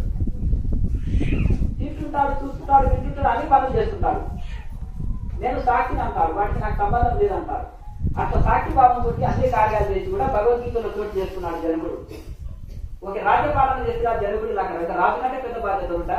ఇంత నలుగురు ఎంత నలుగురే కదా ఒక గ్రామంలో. ఇప్పుడు ఆ చిన్న సంసారం చూసుకోలేదా? అవునా అండి? ఇప్పుడు సాధువులు అంటే పెద్ద మఠం అండి, లక్షల మందికి బాధ్యత వహిస్తారు. అవునా? మరి మా సంసారంతో పెట్టుకుంటే మీకు చిన్న సంసారమే కదా. భార్య, భర్త, 2 పిల్లలు, ఇంకా తల్లిదండ్రులు ఉంటే ఒక 2 అనుకోండి. దయానంద సరస్వతి, మలయాళ స్వామి, గొప్ప గొప్ప వారు 1,00,000 మంది చేయలేని కార్యం చేసిపోయింది కదా. ఇది మన చాంద్రదేవుడు అయితే 1400 ఏళ్ళు జీవించారంట. చూసారా? చాంద్రదేవుడు ఈ యోగం చేసి ఏం చేశాడు? 1400 సంవత్సరాలు చేశాడు. మనం 100 ఏళ్ళు కూడా పూర్ణ ఆయుష్ చేసుకోలేకపోతున్నాం. అర్థమైందా? 1400 చేశారు. మీరు మహారాష్ట్ర చరిత్రలో చదవండి, 14 తరాలు చూశారని. అర్థమైంది కదా? సంత జ్ఞానేశ్వర టైం ఆయన లాస్ట్. మరి 1400 సంవత్సరాలు ఆయన యోగం చేసి జీవించాడంటే మహారాష్ట్రలో. మరి చూడండి ఎంత గొప్ప ఇది ఉంటుంది. మరి ఇంకా గొప్ప గొప్ప వాళ్ళు పూర్వకాలంలో రాజులు ఏకాగ్రత పొందేవాడంటే నలంద విశ్వవిద్యాలయంలో చాణక్యులు అంటే చాలా గొప్ప మహాన్ మేధావి 3 తరాలు 150 సంవత్సరాలు జీవిస్తాడు. ఎంత? 150-200 సంవత్సరాలు జీవిస్తాడు చాణక్యుడు. చంద్రగుప్తుని ఒక సామాన్యుని తీసుకొచ్చి సింహాసనం మీద కూర్చుంటాడు. ఒక ధనంజయ గాని ఒక మూర్ఖ రాజు ఉంటాడు. వాడికి జలస్థాపన విద్య కూడా వచ్చు. ధనమంతా నదిలో దాపెట్టుకుంటాడు, కొంత సీక్రెట్ ప్లేస్ లో దాపెట్టుకుంటాడు. మళ్ళీ ఎవరైనా అటాక్ చేస్తే ఇదని 8 స్వరంగాలు దోడుకుంటాడు. మహామేధావి, జిత్తుల మారి నక్క. వాడి ఉంటే తెలివి భూమండలంలో ఎవరికి లేదు. ఇక వాడు అంతా విదేశీలకి వాళ్ళని తీసుకొచ్చి అన్ని ఇంకా ఇది అంతా అక్కడ వాడిని సమర్థుడైన వాడిని కూర్చోబెడతానని శబ్దం పడతాను. అంటే ఒక గురువు శబ్దం పట్టి ఎట్లా ఉంటుంది? ఒక ద్రోణాచార్యుడు శబ్దం పట్టాడు, చేశాడా అన్న పని అర్జునుడిని తయారు చేశాడు. అవునా కదా? అట్లాగే ఆయన నిజంగా కూడా ఒక చంద్రగుప్తుడు అనే ఒక చిన్న బాలుని తీసుకొచ్చి ఒక గొప్ప చక్రవర్తి, భారతదేశానికి చక్రవర్తిని చేసి పడేశాడు. తర్వాత మళ్ళీ అశోకుడిని తయారు చేశాడు. ఆయన పోయిన తర్వాత వాళ్ళ మనవన్ని, 3వ తరం మనవన్ని. వాడు అతను కూడా అనామకుడిగా పెరుగుతాడు, వీధి బాలుడు దాకా పెరుగుతుంటాడు అశోకుడు. అతన్ని తయారు చేస్తాడు. అంటే వాళ్ళు ఏం చేశారంటే యోగ విద్య నేర్పించారు వాళ్ళకి. దానివలన అస్త్ర శస్త్ర విద్యలో ఒక రాజు శస్త్ర విద్యలో ప్రావీణ్యుడు కావాలంటే ఏం కావాలి? ఏకాగ్రత రావాలంటే ఏముంది కావాలి? యోగాభ్యాసం, ప్రాణాయామాభ్యాసం, ధ్యానాభ్యాసం. రాజులు శస్త్ర విద్య కోసం వాడుకునే వాళ్ళు. కనుక ఈ యొక్క యోగ విద్యని, ధ్యాన విద్యని, వేదాంతం అన్ని సబ్జెక్టులు ఉండేవి వాళ్ళకి. కనుక అలాగే ఒక విద్యార్థి ర్యాంకులు సంపాదించాలంటే ప్రాణం ఏంటి? వీడి మానవాడు ఇప్పుడే ధ్యానానికి వెళ్తున్నాడు, సన్యాసి అవుతాడా అంటే భగవద్గీత చదివిన అర్జునుడే సన్యాసి కాలేదు. యోగం ధ్యానానికి పోతే ఏకాగ్రత పెరుగుతుంది, ఆరోగ్యం ఉంటాడు. అబ్దుల్ కలాం పోయాడు, ఏమయ్యాడు? సైంటిస్ట్ అయ్యాడు, ఒక యోగి అయ్యాడు, మంచి పేరు తెచ్చుకున్నాడు. చెడిపోయాడు ఆయన? చెప్పండి. వాళ్ళ గురువు ఏమి? పరమహంస శివానంద సరస్వతి. ఆయన మరి చక్కగా ఆయన మరి ఏం చెప్పారు? కర్తవ్య కర్మని గుర్తు చేశారు. కనుక ఈ విధంగా వాళ్ళు ఇది గొప్ప గొప్ప వాళ్ళు ఇది అయ్యారు. కనుక దీన్ని దేనికి వినియోగించుకుంటే దానికి విద్యార్థులు ఏకాగ్రతని మంచి ర్యాంకులు సంపాదించడానికే వినియోగించుకోవచ్చు. వృద్ధులు వాళ్ళకి ఆరోగ్యాలు సరిగా ఉండవు, వృద్ధాప్యంలో వాళ్ళ ఆరోగ్యం పొందుట కోసం వినియోగించుకోవచ్చు. మోక్షం కావాలని కోరికతో చేస్తే మోక్షం వస్తుంది. అంటే కొంతమంది ఈ పూజలు హోమాలు చేస్తే భక్తికి సంబంధించిన విషయం అనుకోండి, అది కూడా మనసు నిలపగా చేస్తే లాభం లేదు. ఆ కర్మకాండంలో కూడా ప్రాణాయామ అటువంటిది చెప్తారు. ఆ ప్రాణాయామ చేసి ఈ కర్మకాండాలు చేస్తే ఏకాగ్రత చేసి చక్కగా చేసి చక్కటి ఫలితం పొందుతారని చెప్పడం జరిగింది. కానీ వీళ్ళు చేస్తే 2 లాభాలు, ఒకటే దెబ్బకు 2 పిట్టలు అంట. ఇటు మీకు తెలిసి తెలియకుండా మీకు ఆరోగ్య సమస్యలు ఉన్నా సెట్ అయిపోతాయి. ఇటు మోక్ష సాధన చేస్తుంటే ఆటోమేటిక్గా ఆరోగ్యం సెట్ అయిపోతుంది. క్రియాయోగం అనేది మోక్ష సాధన. ఇది చేస్తుంటే మీకు తెలియక కొన్ని ఆరోగ్య సమస్యలు ఉన్నా సెట్ అయిపోతుంది. కావాల్సింది ఒకటి ఏంటిదంటే సాధనని చాలా శ్రద్ధతోటి, చాలా ఓపికతోటి. పిచ్చినాడి వాడు ధనాన్ని ఎట్లా కూర్చుతాడు చూడండి. ₹1 కూడా రోజు ఎంచుకుంటాడు, లెక్క ఎంచుకొని ₹1 తక్కువైనా కానీ చూస్తాడు, అంతేనా కదా. ఇంట్లో అందరిని అడుగుతాడు, ఇక్కడ పెట్టిన ఎవరు తీసుకున్నారని. పక్క ఎవరు తాళం భార్య కూడా ఇయ్యడు, మొత్తం తాళాలు అతనే వేసుకొని పెట్టుకుంటాడు. అవునా కదా? మళ్ళీ ఎవరైనా బీరువాకు తాళం చేసినా మళ్ళీ దాన్ని తీసి మళ్ళీ రోజు లెక్క పెట్టుకుంటారు. అట్లా పిసినారి వాడు ధనాన్ని సంపాదించినట్టుగా మనం ఏం చేయాలి? జ్ఞానం అనే ధనాన్ని సంపాదించాలి. ఈ జ్ఞానాన్ని అనే ధనాన్ని ఇది శాశ్వతమైనది, జన్మ జన్మలకు వెంట వస్తుంది మనకి. అర్థమైంది కదా? ఇది ఇక్కడ వదిలిపెట్టే ధనమే, ఇక్కడ ఉండే సంపద ఇక్కడ వదిలిపెట్టేదే. ఇక్కడ సంపద పొందండి, హాయిగా సుఖంగా ఉండండి. కానీ అంత్యంలో సాధన అనే సంపత్తి మన ఎంబడి తీసుకెళ్ళాలి. జన్మ జన్మలకు వచ్చే సంపద సాధన అనే సంపత్తే. అది మనకు జన్మ జన్మలకు వస్తుంది. కానీ దాన్ని ఎంత కూర్చుకుంటే అంత మంచిది, ఎంత కూర్చుకుంటే అంత గొప్ప గొప్ప బ్రహ్మర్షులు మహర్షులుగా అయిపోయారు, గొప్ప గొప్ప చరిత్రలో నిలిచిన ఋషులుగా మారిపోయారు. మరి బ్రహ్మర్షులు మహర్షులు అంటే మళ్ళీ కన్ఫ్యూజ్ కాకండి. అర్థం ఆ స్థితి పొందడానికే తలక్రిందులుగా 1,00,000 సంవత్సరాలు తపస్సు చేశాడు విశ్వామిత్రుడు బ్రహ్మర్షి పదం పొందడానికి. అర్థమైందా? ఏమి అట్లా కామక్రోధాలు ఆధీనంలో లేకుండా పేరుకు తగిలించుకుంటే సరిపోదు. అర్థమైంది కదా? కనుక ఇది ఒకరు పెట్టుకుంటే వచ్చేది కాదు. అర్థమైంది కదా? అట్లా ఆ విధంగా ఆ యొక్క ఋషుల ఋషిత్వము పొందారన్నమాట. కనుక అది ఇప్పుడు ఐఏఎస్ కష్టమే కావచ్చు, కానీ చేయొచ్చు. అది కష్టమేం కాదు, కానీ కష్టపడితే అయింది. కనుక మనం ఎందుకంటే ఇది నిరంతరం మనం వైరాగ్యంతో, మనకు వైరాగ్యం లేకనే ప్రపంచంలో మనసు వెలుగుతుంది. వైరాగ్యం లేకపోతే మనలో కోరికలు పెరిగినాయి. వైరాగ్యంలో ఉన్న వాళ్ళకి ప్రపంచంలో మనసు వెళ్ళదు. ప్రపంచం అంతా ఒక శ్మశానం లాగా కనిపిస్తుంది. మనకు దేని మీద ఇష్టం ఉండదు. రోగంలో ఉన్న వారికి ఏది రుచించదు నాలుకకు. మన రోగం తక్కువైంది అనుకోండి, అన్ని నాలుకకు రుచిస్తుంది. నిన్న నాకు వద్దు స్వీట్ అంటుంది కదా, ఈ రోజు ఎందుకు స్వీట్ అడుగుతున్నావు అంటే మొన్న జ్వరం ఉన్నది, నాలుక పని చేయలేదు. అట్లా వైరాగ్యము, ఎంతెంత వైరాగ్యం ఉంటే అంతంత ఆనందము పెరుగుతుంది. ఎంతెంత వైరాగ్యము తగ్గుతుంటే అంతంత ఆనందము తగ్గుతుంటుంది. ఎంతెంత వైరాగ్యం తగ్గుతుంటే అంతంత ఆనందము తగ్గుతుంటుంది. ఎంతెంత వైరాగ్యం పెరుగుతుంటే అంతంత ఆనందము బ్రహ్మానందము పెరుగుతుంటుంది. ఎంతెంత వైరాగ్యం తగ్గుతుంటే అప్పుడు అంతంత ప్రపంచ ఆకర్షణ పెరుగుతుంది, కోరికలు పెరుగుతుంటాయి, రజోగుణం పెరుగుతుంది, కోరికలు పెరుగుతుంటాయి. అట్లా కనుక ఈ యొక్క ఎంతెంత వైరాగ్యం పెరుగుతుంటే కోరికలు తగ్గుతుంటాయి. ఉన్నదాంతో అడ్జస్ట్ వాడే నిజమైన సుఖలాభం పొందుతాడు. తృప్తి లేని వాడికి సుఖం లేదు. కనుక ఎవరయ్యా ఈ ప్రపంచంలో నిత్య దరిద్రుడు అంటే అత్యాశ గలవాడంట. ఎవడయ్యా ఈ ప్రపంచంలో సుఖవంతుడు అంటే ఆశ లేనివాడంట. ఒక్కొక్క సాధు ఉంటాడు, ఒంటి మీద బట్టలే ఉండవు, చెట్టు కింద కూర్చొని బ్రహ్మానందంలో ఉంటాడు. దత్తాత్రేయుడు వచ్చేసి, యయాతిరాజు వచ్చేసి, చక్రవర్తి ఏమయ్యా నాకు 2 భార్యలు, మహా సామ్రాజ్యము, పట్టు పరకులు, పంచపక్ష పరమన్నాలు, నాకు అవి రుచిస్తలేవు ఏవి అంటే, ఊరికే తిని బోరు కొట్టేసింది, నాకు ఏమి ఇది పోతలేవు, నీకు ఏ సౌకర్యం లేదు, ఇంత హాయి ఎట్లున్నావు, అసలు నీ గురువు ఎవరు, ఆయనకు నమస్కారం చేయాలంటే ఒక్కరు కదా 24 మంది నాకు అన్నారు. అవునా కదా? అట్లా ఈ పరిస్థితిలో ఆ విధంగా అంటే నేను ప్రతి దాని నుంచి నేర్చుకున్నాను అని, తేనెటీగా లేకుండా సాధకుడు అని దానివల్ల చెప్పారు. కనుక ఈ విధంగా మరి ఎందుకంటే ఎవరిలో నాకు ఏ కోరిక లేదో ఉన్నదాంతో తృప్తి పడతారు. అలాగే మనకు పోల్చుకునే గుణం వాళ్ళకు కూర్చున్న దగ్గరనే ధ్యానావస్థ కుదురుతుంది. ఇప్పుడు రామకృష్ణ పరమహంస రమణ మహర్షి చిన్నప్పుడే ధ్యానం. ప్రపంచంలో ప్రేమతత్వం లేని ఎవరికి? ఒక ఆయన అన్నాడంట, నేను రోజు 4గురికి అన్నదానం చేస్తున్నానండి అన్నాడంట. ఎవరండి అంటే మా భార్య, నేను, మా 2 పిల్లలు, మా తండ్రి, మా తల్లి, 6 మంది అండి అన్నాడంట. అట్లా ఇది ఇంతవరకు వస్తుంది. అట్లా అయితే ముక్కు ముఖము తెలియని వాళ్ళకి అర్థమైంది కదా, అవసరంని బట్టి చేసింది దాన్ని అన్నదానం కిందకి వస్తుంది. అలాగే ఇంకొక ఆయన ఇట్లా ఈ విధంగా ప్రేమ లేని బిన్లాడెన్కి ప్రేమ లేకున్నదా? హిట్లర్కు ప్రేమ లేదా? ఉందా లేదా చెప్పండి?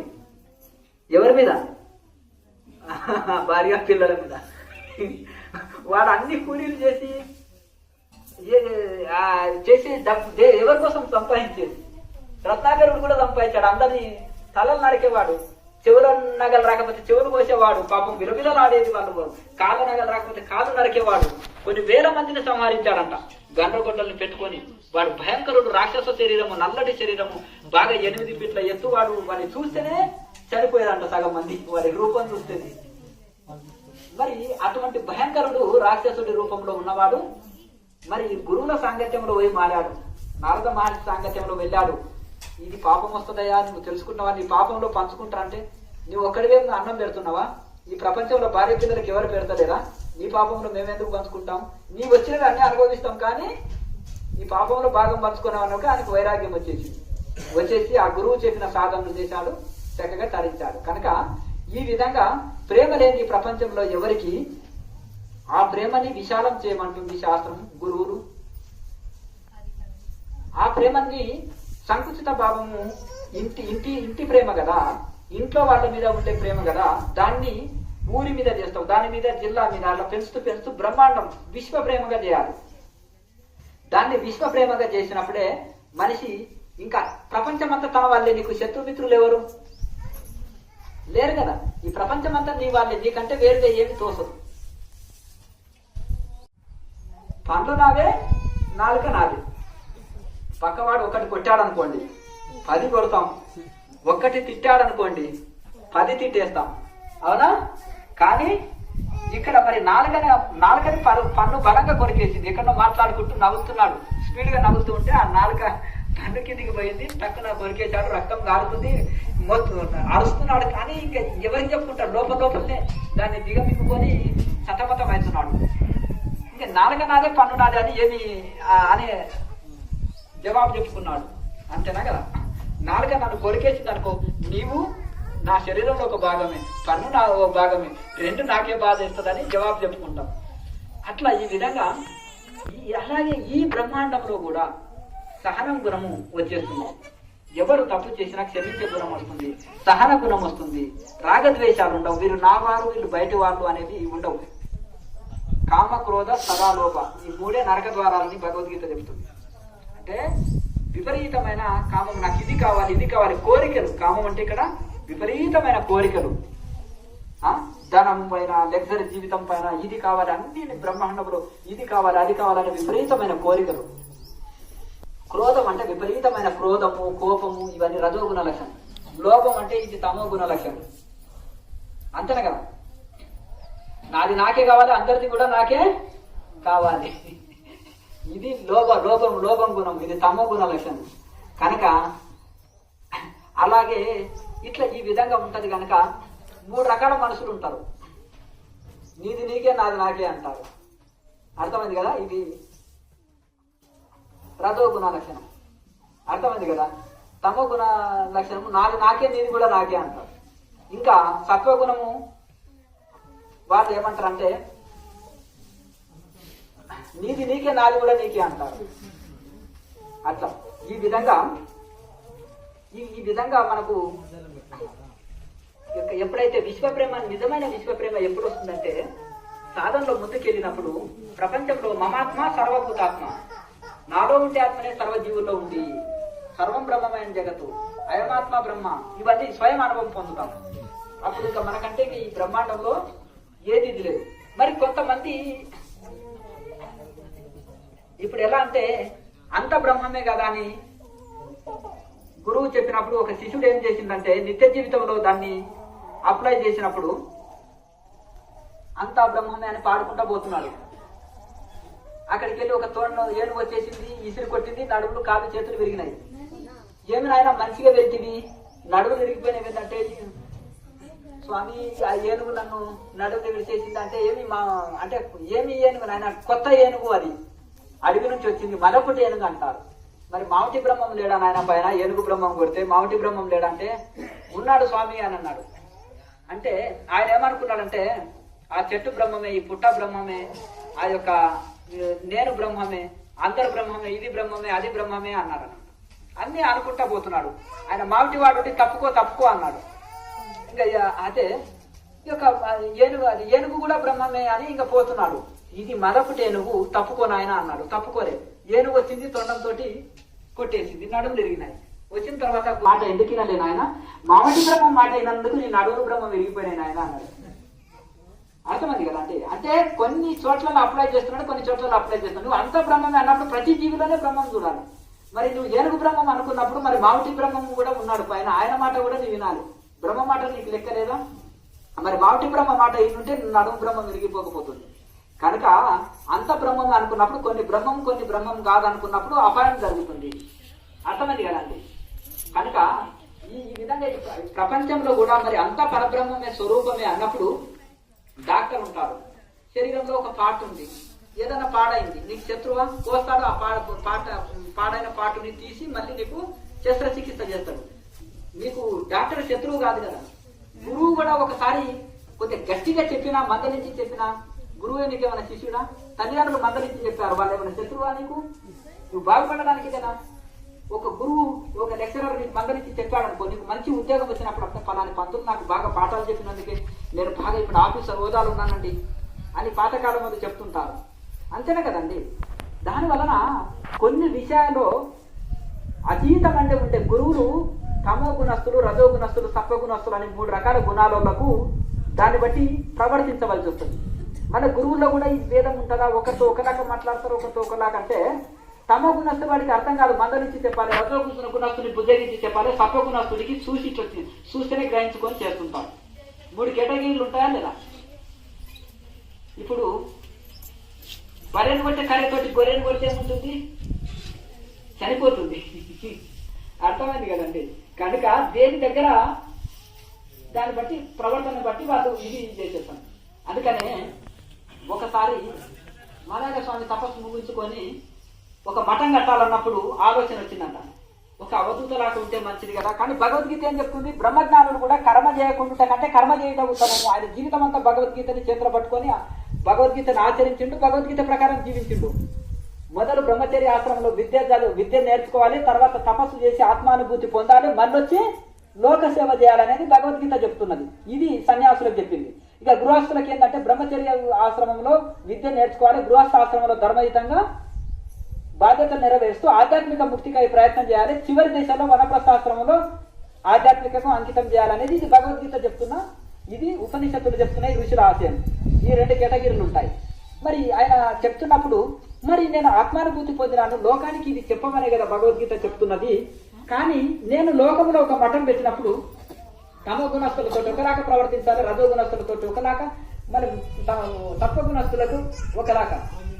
సమాధి స్థితిలో ఉండే ఒక అతీతంలో ఉండే ఒక యోగి బయటకు వచ్చి ఎట్లా ఏంటిది అసలు, మరి చిత్తం ఎట్లా బ్యాలెన్స్, ఎట్లా ఇది అని ఆలోచన చేసినప్పుడు పతంజలి సూత్రాలు నీ చిత్తం వికారం నొందకుండా, నీ చిత్తము బ్యాలెన్స్డ్గా ఉండాలంటే నీ ఒక సూత్రాన్ని పాటించాలి నిత్య జీవితంలో. ప్రతి ఒక్కరికి వర్తిస్తుంది. ఒక మఠాలు ఉండే స్వాములకే కాకుండా ప్రతి ఒక్కరికి వర్తిస్తుంది. సాధువులకు, సన్యాసులకు, గృహస్థులకు అందరికి వస్తుంది. ఒకటి ఏంటిదంటే మైత్రి, ముదిత, కరుణ, ఉపేక్ష. ఈ 4 సూత్రాలు ఉంటాయి. దీని వలన చిత్తము వికారం ఉండదు, చిత్తము బ్యాలెన్స్డ్ గా ఉంటుందట. అంటే నీతో సమాన గుణములు, అంటే నీ అంత సాధన చేసి, నీ అంత శాస్త్ర జ్ఞానం ఉండి, నీ వయసు ఉండి, నీకు సమానమైన జ్ఞానం కలిగిన వాళ్ళ ఎందుకు స్నేహం చేయమంటున్నాడు, స్నేహంతో చేయమంటున్నాడు. స్నేహం చేయి వాళ్ళతో, సజ్జన సాంగత్యం చేయి. తర్వాత ముదితం అంటే గొప్ప గొప్ప ఋషుల చరిత్ర విన్నప్పుడు ముదితం ఆనందం పొందాలి, వాళ్ళని గొప్పగా పొగిడాలి. కానీ ఇగో అడ్డం వస్తుంది. నాకంటే గొప్ప వాళ్ళు ఉన్నారంటే అక్కడికక్కడ వెళ్ళిపోతారేమో. ఒక ఆయన ఉన్నాడు, ఇంత యోగుల గురించి ఇంత గొప్పగా అడ్రస్ గురించి ఎందుకు రాసిన స్వామి, చాలా మందికి ఇగో వస్తుంది. మా గురువు ఆయన ఉన్నాడు, నేను మా తాత గురువు, మా గురువు తప్ప ఇంకెవడు లేడు గురుమండలో అంటాడు.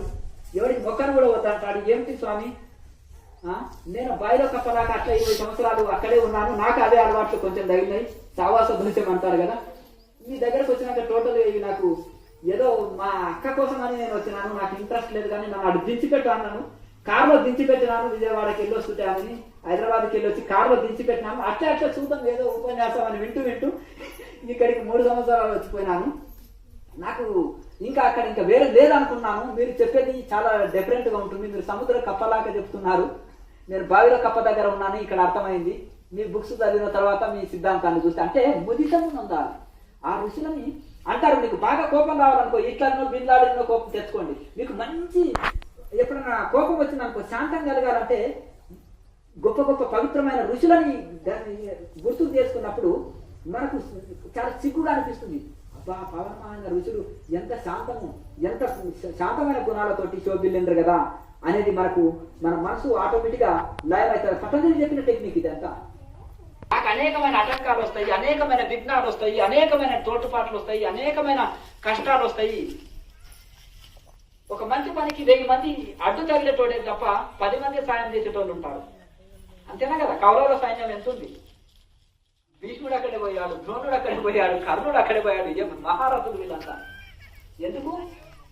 చూడండి మరి ఇప్పుడు గొప్ప గొప్ప మహా సైన్యము అది. ఇప్పుడు ఇది పరిస్థితి, వాళ్ళ సంఖ్యలో వీళ్ళది చారణ భాగమే. మరి ఎట్లా చూడండి అంటే ధర్మంకు తక్కువనే ఉంటుంది. అటువంటి దానికి ఆ సింహం పరాక్రమం వాళ్ళలో ఉన్నప్పుడే ఆ కార్యక్రమాలు చేయగలుగుతాము. అంటే మీరు దేన్ని ధ్యానిస్తే ఆ శక్తి మీలోకి వస్తుందని పతంజలి మహర్షి మీద ఆయనకు అంత అపారమైన నమ్మకం వివేకానంద స్వామికి. ఆయన చికాగో పోగానే పతంజలి సూత్రాలు చెప్పేసిండు మొత్తం నోటికి. అర్థమైంది కదండి? మహాయోగీశ్వరుని మనసు ఎక్కడ వినకపోతే శ్వాసను బయటికి తీసి కేవల కుంభకంలో అంటాడు. చూసారా? అది పతంజలి చెప్పిన టెక్నికే. అట్లా ఆ విధంగా యోగ సాధన లేనిది అటు తపస్సులు చేయలేరు, అటు మహత్తర కార్యాలు చేయలేరు వాళ్ళు. కనుక ఈ విధంగా గొప్ప గొప్పమైన ఇది చెప్తూ ఈ విధంగా మీ యొక్క ఈ విధంగా మీరు మైత్రి కలిగి ఉండాలి. మీతో సమాన గుణంలో కలిగిన వాళ్ళ యందు సజ్జన సాంగత్యం కలిగి ఉండాలి. తర్వాత గొప్ప గొప్ప పవిత్రమైన ఋషుల మీద మన గౌరవ భావం ఉండాలి. వాళ్ళ చరిత్రని గొప్పగా చెప్పుకోవాలి, ఇన్స్పైర్ అవ్వాలి వాళ్ళని. తర్వాత ఇంకొకటి ఉపేక్ష అంటే కరుణ కలిగి ఉండాలంట. కరుణ అంటే దుఃఖంలో ఉన్న వాళ్ళు ఉన్నారు, చాలా దుఃఖంలో ఉన్న వాళ్ళు ఉంటారు. వాళ్ళకి మీరు సాయం చేయలేరు, మీ దగ్గర ఏమి లేదు, కనీసం దయ కలిగి ఉండండి. అయ్యో వీళ్ళ జీవితం పరమేశ్వరుడు ఎట్లా చేసిండు, అంతేనా కదా? దీనివల్ల మీ మనసు ఎంతో చిత్తము, మీ చిత్తం ప్రసన్నత కోసము, మీ చిత్తం బ్యాలెన్స్ కోసము. కనుక దుఃఖంలో ఉన్న జీవుల ఎందు మీరు ఎవరన్నా అంటారు, ఏమంటే మీకు దయ లేదా, మీకు దాక్షిణ్యం లేదా అంటారు ఎవరన్నా ఉంది. అంతేనా కదా? ఏ ఇంటికన్నా పోయి అమ్మ అన్నం పెట్ట అంటాడు అనుకునేవాడు. అయ్యా అన్నం పెట్టాలని ఇలా రాయప్పుడన్నా ఎందుకు అమ్మ అంటారు? భగవద్గీతలో స్త్రీలలో 7 గుణాలు ఎక్కువ పెట్టిన అన్నాడు. ఏంటిది? దయ, ధైర్యం, స్మృతి, జ్ఞాపక శక్తి. అర్థమైంది కదండి? జ్ఞాపక శక్తి పురుషుల కంటే స్త్రీల్లో ఎక్కువ ఉంటుంది. అర్థమైంది కదండి? దయ కూడా పక్కింటి బంధువులు జరిపోయినా ఏడుస్తాం, మన ఇంట్లో జరిపోయినా మగవాడని కొంచెం నిగ్రహ శక్తితో ఉంటాడు, లోపల బాగా ఉంటాడు కానీ బయటికి వ్యక్తం చేయరు. వీళ్ళు ఎప్పుడే ఏం చేస్తారు, అవునా కదా? అలాగే అంటే అమ్మ అన్నప్పుడు మీకు ఎప్పుడే కరిగిపోతారు. ఏదైనా ఉంటే కూడా పోయి ఏదో ఒకటి భోజనం పెట్టేస్తారు, అవునా కదా? కనుక ఇంకొకటి అన్నారంట, మీకు తొందరగా పని కావాలంటే ఏమంటే ఆ ఆఫీసర్ గారి భార్య నాకు మంచి మిత్రాలు, అమ్మగారి పని దగ్గరికి వెళ్ళండి, మీరు చెప్పులు అడిగేది తిరిగినా ఆయన నీకు ఉద్యోగం ఇయ్యడు. అర్థమైంది కదా? అమ్మగారి ప్రసన్నత చేసుకో, నీకు వెంటనే వచ్చాలి. ఈ సీఎంతో పని కావాలంటే వాళ్ళ ఆవిడ నాకు క్లోజ్ పో, నువ్వు ఒక మాట వేయి, ఆర్డర్ వేయి, వెంటనే ఏమండి మీరు ఏం చేస్తారో, నాకు ఆ పలానా వాళ్ళు ఉన్నారు వాళ్ళకి మీరు అది ఇవ్వవలసిందే, కానీ కాదని అమ్మగారు ఒక ఆజ్ఞ వేయిందంటే అయ్యగారు వెంటనే, లేకపోతే భోజనం కట్టి. అర్థమైందా? ఇట్లా అంటే ఒక విధంగా చెప్పాలంటే ఇట్లా ఈ విధంగా మీకు వాళ్ళలో ఒక దయ కలిగి ఉండాలి. దుఃఖంలో ఉన్నాయి వాళ్ళ ఎక్కువ దయ కలిగి ఉంటే మన మనసు ప్రసన్న చెందుతుంది. అలాగే ఇంకొకటి ఉదాసీనత, ఉపేక్ష అంటే ఉపేక్ష కలిగి ఉండండి. అంటే బురద అది రాజెందుకు వేస్తారు ముఖం పైన వచ్చి పడుతుంది. కనుక దుష్టగుణాలు ఉన్నాయి వాళ్ళ ఎందు ఉదాసీనతగా ఉండండి, ఉపేక్ష ఉండండి.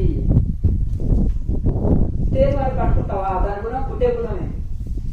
అర్థమైంది కదండి? కనుక ఆ విధంగా ఉదాసీనతో ఉపేక్షతో ఉండండి. చూసి చూడనట్టు వెళ్ళిపోతున్నారు, పట్టించుకోవద్దు. కనుక ఈ విధంగా ఉన్నప్పుడు మన చిత్తము బ్యాలెన్స్ అంతా. ఒక ఆయన అంటాడు, 9-10 మంది చిన్నపిల్లలు పోయారు. చిన్న పిల్లలు కదా, వాడు 4-5 చదివేవారు. అయితే వెళ్ళిన తర్వాత వాళ్ళు ఊరుకోరు చిన్నపిల్లలు, ఇక్కడేముంది అక్కడేముంది అని విగ్రహాన్ని ముట్టుకుంటారు, తాగుతారు, ప్రదక్షిణ చేస్తుంటారు. వాడు ఉండలేక గణపతి బొడ్డులో వేలు పెట్టారన్న. వాడికి లోపల తేలు తక్కువ పుట్టింది. ఇక కోర్టు మంటలు లేవలేక వీడేడిచి దానికి వారి ఫ్రెండ్స్ అంతా నవ్వుతారు, వారి ఫ్రెండ్స్ అంతా నవ్వుతారు, వానికి ఇన్సల్ట్ అవుతుంది. అప్పుడు ఏం చేయాలంటే, ఒరే గణపతి బొడ్డులో వేలు పెడితే ఎంత ఆనందం, పరమానందం. వాడు ఊరుకుంటాడా? ఇంకోడు ఒరే ఒరే నేను పెట్టనివ్వని నేను మొదలు పెట్టినాడు అంటే వాడు వాడిని తోసేసి ఇంకోడు పోయి పెట్టాడంట. వీడు సైకిల్ చేశాడంట. ఒరే నువ్వు వేసావనుకో మిగతా వాళ్ళంతా నవ్వుతారు. నవ్వుతారని అబ్బొప్ప పరమానందం కదా, ఎంత మంచి చెప్పినావు మిత్రమా అని ఇంకా ఇచ్చేసేవారు. ఇంకోటి పోయి పెట్టే జరగండి నేను కూడా అని ఇంకోటి పెట్టాడంట. వాడికి పుట్టిందట. వాడు లోపల బాధని ఇది చేసుకొని అబ్బా మిత్రమా ఏమి ఆనందం ఏమో ఆనందం అంటే నేనెందుకు మిస్ అవుతానని 10 మంది వెనక అమ్మ లాస్ట్ వాడు చిన్న పిల్లవాడంట పాప. వాడు 1వ తరగతి వాడు ఆ బాధ కట్టుకోలేక నవ్వుని ముట్టుకొని విధవడు తీరుతాడు. ఇట్లా చేస్తారా మా నాన్నకి చెప్తాను, మా అమ్మకి చెప్తానని వాడు చిన్నపిల్లగాడు కదా, వాడు ఇంకా తట్టుకోలేక విలవిలలాంటి లభో దిగో మూసుకొని అప్పుడు ఒకరిని పట్టుకొని ఒకటి ఏడుస్తున్నాడంట. అందరూ అయిపోయారు కదా 10 మంది. వాళ్ళకి ఇంకేం చెప్పినట్టు ఆ ఏడుపు తట్టుకోలేక ఒకరిని పట్టుకొని ఒకటి ఏడుస్తున్నాడంట. ఇట్లా ఈ లోకం కూడా ఒక ఆవిడ ఉందంట. ఏమమ్మా ఏడుస్తూ కూర్చున్నామంటే మా ఇంట్లో చాలా 50 తులాల బంగారు పోయిందండి అన్నాడు. బంగారు పోయింది అది నా బాధ కాదండి. మా పక్క ఇంట్లో 2 కిలోల బంగారం ఉంది, అది పోలేదని నా బాధ. విధవ నా ఇంటికి ఎందుకు రావాలి 50 తులాలు, విధవ 50 తులాలు దీనికి వాడి పక్క 2 కేజీలు వస్తుంది వాడికి. వీరువారు పెట్టెలు అండర్ గ్రౌండ్ మొత్తం నింపి పెట్టారు. ఆ విధవ అక్కడన్నా దొంగతనం చేయలేదు. అర్థమైంది కదండి. తనకు పోయిందని బాధ కాదు, పక్కోటి పోలేదని బాధ. అట్లా ఈ లోకం అనేది కూడా రాగద్వేషాలతో కూడుకొని ఉన్నది. దాని ఒక ఇది ఉన్నది. మరి వానికి ఏంటంటే వీడికి 10 రూపాయలు నష్టమైంది కానీ పక్కోటి 1000 రూపాయలు నష్టం కావాలి. వీడు 1000 రూపాయలు నష్టమైనా సరే ఇద్దరు గొప్ప ఫైట్ చేశారంట, దూషించుకున్నారంట. ఇక నేను అంతు చూస్తా అనుకున్నారంట. ఇక్కడ అక్కడ ఇద్దరు శబ్దాలు పట్టేసి ఎక్కడ పోయినా ఎవరినన్నా మనుషులను పెట్టుకుంటున్నారా ఇది అదని కన్ను వేస్తారు కదా. ఇంకా వాడు ఏం చేస్తున్నారంటే కౌపీనం కట్టుకున్నాడంట. అవతల గుట్ట వైపు పోయి ఇంకా జపం చేస్తున్నాడంట, ధ్యానం చేస్తున్నాడంట. ఇతను కూర్చాడంట చెట్టు. ఓహో నీ పని నేను యువతల గుట్టలో ఉండి జపం చేస్తానని యువతల గుట్ట వెనక ఇంకో కొండ వెనక కూర్చున్నాడు, జపం చేస్తున్నాడంట. ఇంకా ఘోరమైన జపం చేస్తుంటే 2వ వాని దగ్గరికే బ్రహ్మదేవుడు మొదటిసారి వచ్చాడంట. వచ్చినప్పుడు ఏమన్నాడంట, ఏం స్వామి నా దగ్గరికే వస్తున్నావా? ఆ గుట్ట అవతల ఇంకొక వాడు కూర్చున్నట్టే నీ దగ్గరికి వస్తున్నట్టు వాడు నాకంటే ముందు కూర్చున్నాడు, వాడిని కూర్చుని నేను కూర్చున్నాను ఇక్కడ. ఏంటంటే మళ్ళీ వాడేమన్నా నాకేమన్నా చేస్తే కష్టమని నేను ఈడ కూర్చున్నా అంటే మొదలు వాడి దగ్గరికి పో స్వామి, వాడు ఏది కోరితే దానికి డబల్ నాకు ఇవ్వు అన్నాడు అని. అంటే ఇక మళ్ళా ఇద్దరు వెళ్ళి అవతలికి వెళ్ళాడంట. అవతలికి వెళ్ళిన తర్వాత నాయన భక్తాన్ని యొక్క భక్తికి మెచ్చిన నాయన, నీ జపానికి మెచ్చిన ఏం కోరుకుంటావు ఒకటే కోరిక కోరుకో. స్వామి అవతల నేను సగం కళ్ళు మంచి కొంగ జపం ఇట్లా చూసిన కొంగ గంట జపం 1 కాలు జపం చేస్తుంది కదా. చేసిన తర్వాత ఏం చేస్తుంది, చేప రాగానే తక్కువ దాని నిజస్వరూపం ఏంటి, గంట సేపు 1 కాలు మీద మనం ఏం చేస్తాం, సగం కళ్ళు ముంచి సగం చేసి అది దేనికోసం, చేప కోసం చేస్తుంటది. చేప రాగానే గంట సేపు అయినా సరే 1 కాలు మీదే ఉంటుంది, తక్కువ చేపను కొట్టుకొని తింటుంది. అర్థమైంది కదా. ఇంత సగం కళ్ళు తెరిచి చూసినాను, వాడు వచ్చి చూస్తున్నాడంటే నన్ను కాపీ కొడతాడని నేను అంచనా వేసుకున్నాను. ఓహో జపం చేస్తున్నావా, నేను అవతల గుట్ట మీద చేస్తా అనుకుంటా పోయిండు. వాడు అవతల గుట్ట కింద కూర్చొని ఉంటాడు, కొండ కింద కూర్చొని ఉంటాడు. అక్కడికి వెళ్ళి కనుక్కొనరా అని చెప్పారంట. అంటే పోయినా నాయన అక్కడికి అన్నాడు. పోయినావా, ఏం కోరాడు స్వామి, ఏం కోరాడు అన్నాడు. నీవు ఏది కోరినా దానికి డబల్ ఇవ్వమన్నాడు నాయన అన్నాడు. ఒక్కొక్క నేను ఇంత తపస్సు చేసి వేస్ట్ అయిపోయాను. వాడికి నేను 1 కారు కొడితే వాడికి 2, నేను 1 బిల్డింగ్ కొడితే వాడికి 2, నేను 1,00,000 కోట్లు కొడితే వాడికి 2,00,000 కోట్లు అయిపోయాయి డబ్బు. ఇంకా లాభం లేదు అని ఏం చేశాడంటే, స్వామి నాకు ఒక కన్ను తీసేసి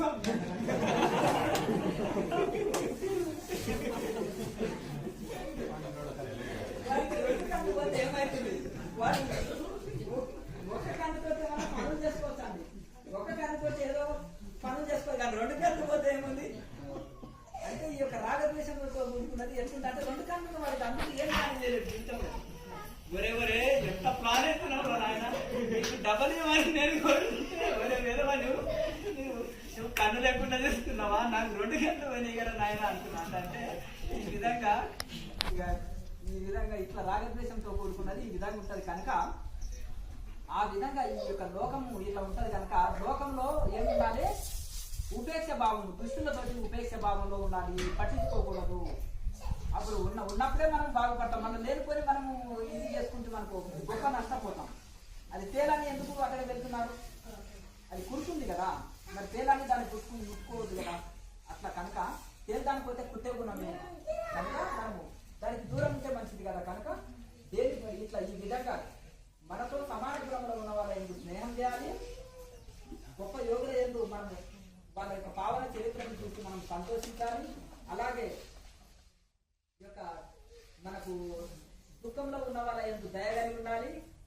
దుష్టుల ఎందు ఉదాసీనత ఉపేక్ష భావం పట్టించుకోకుండా ఉండాలి. చూడనట్లు బాగా కోటీశ్వరులు చూడండి, వినని వాడు కని కనని వాడు చూడని వాడు ఎవరంటే కోటీశ్వరుడు అంట. ఇప్పుడు ఎదుటి వాళ్ళ సమస్య వినడానికి ఈ విధంగా ఇది ఉంటుంది కనుక అదేముంది నువ్వు బీదవాడికి ఏం సహాయం చేయలేవు, కనీసం దయ కలిగి ఉండు అని అంటున్నాడు. ఏదైనా చేతనైతే కొంత సహాయం చేయి కనుక ఆ దయ కలిగి ఉంటే దానివల్ల చాలా ఇది ఉంటుంది కనుక దుఃఖంలో ఉన్న వాళ్ళ ఎందుకు దయ కలిగి ఉండాలి. తర్వాత దుష్టుల ఎందుకు ఉదాసీనత కలిగి ఉండాలి. ఇక అలాగే నువ్వు పాము లాంటి గుణం ఉందనుకో, దా మిత్రమాని జత వేసుకుంటూ అనుకో, ఏమైతుంది అది ఎప్పుడో తెలియదు. పక్కన పాము పెట్టుకున్నట్టే నాయన ఫలానోతో స్నేహం చేసి అంటారా అంటారా పక్కన పాము పెట్టుకున్నాము మిత్రురాలు అని నన్ను సీక్రెట్స్ చెప్పేసినాము అంటుంది కదా, నన్నే తిరిగి వేసేసింది అంటుంది కదా, నాస్తే కొట్టేసింది అంటారు అంటుంది కదా. ఇట్లా ఈ విధంగా జాగ్రత్తగా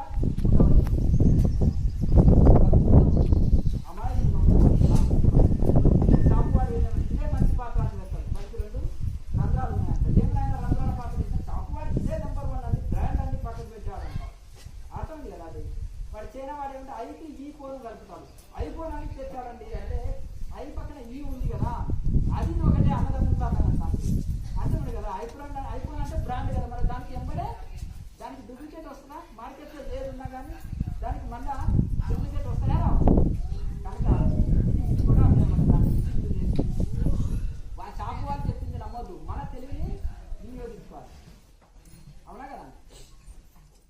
ఇప్పుడు పల్లెటూరు వైపు వెళ్ళారనుకోండి, వీళ్ళకి తెలుసు పట్టణాల్లో ఎక్కువ చెప్తారు జ్ఞానం అని. అంటే 300 చెప్పాడు, అయ్యా 50 రూపాయలకు మా వాళ్ళు మస్తు తెచ్చారు, పెళ్లి లేకపోతే రా తీసుకొని వెళ్ళు అంటారు. అర్థం కదా.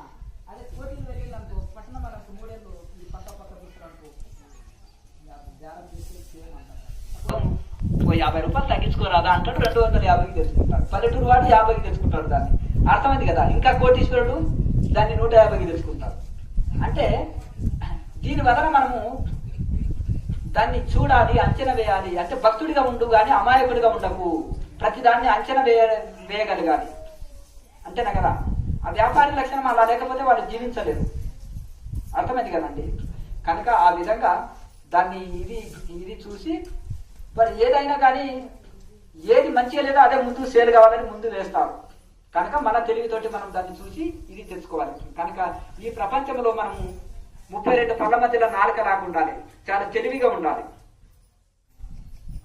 కనుక ఈ విధంగా ఆధ్యాత్మిక మార్గంలో వచ్చేసినామంటే, ఏమయ్యా నువ్వు భక్తి మార్గంలో ఉన్నావు నీకు కూడా కోపమా అన్నారు అనుకోండి. అయితే ఒకటి ఏంటంటే పాములాగా ఉండు బుస కొట్టొద్దు అంటారు. అలాగే ఇంకొకటి మరి భక్తిలాగా ఉండేటోళ్ళకి ఇది మోసం చేయొచ్చా? నువ్వు భక్తులకు మోసం చేస్తే ఇంకా పాపం కదా. అవునా కదా. ఏం స్వామి మాల వేసుకున్నావు నీకు కోపమా అంటే, ఏం స్వామి మాల వేసుకున్న స్వామికి నువ్వు మోసం చేస్తావా మీరు అనేది ఈ విధంగా ఉండాలి. అంతేనా కదండి. అట్లా ఆ విధంగా మీరు ఈ పరిస్థితిలో చాలా ఈ ప్రపంచంలో ఎట్లుండాలంటే మనం తెలివిగా మనం ఈ విధంగా మనం వెళ్తుండాలి. ఇక సమయం కూడా చక్కగా ఇది అయింది, మనం చక్కగా సాధన చేసుకుందాం. అయితే క్రియాయోగంలో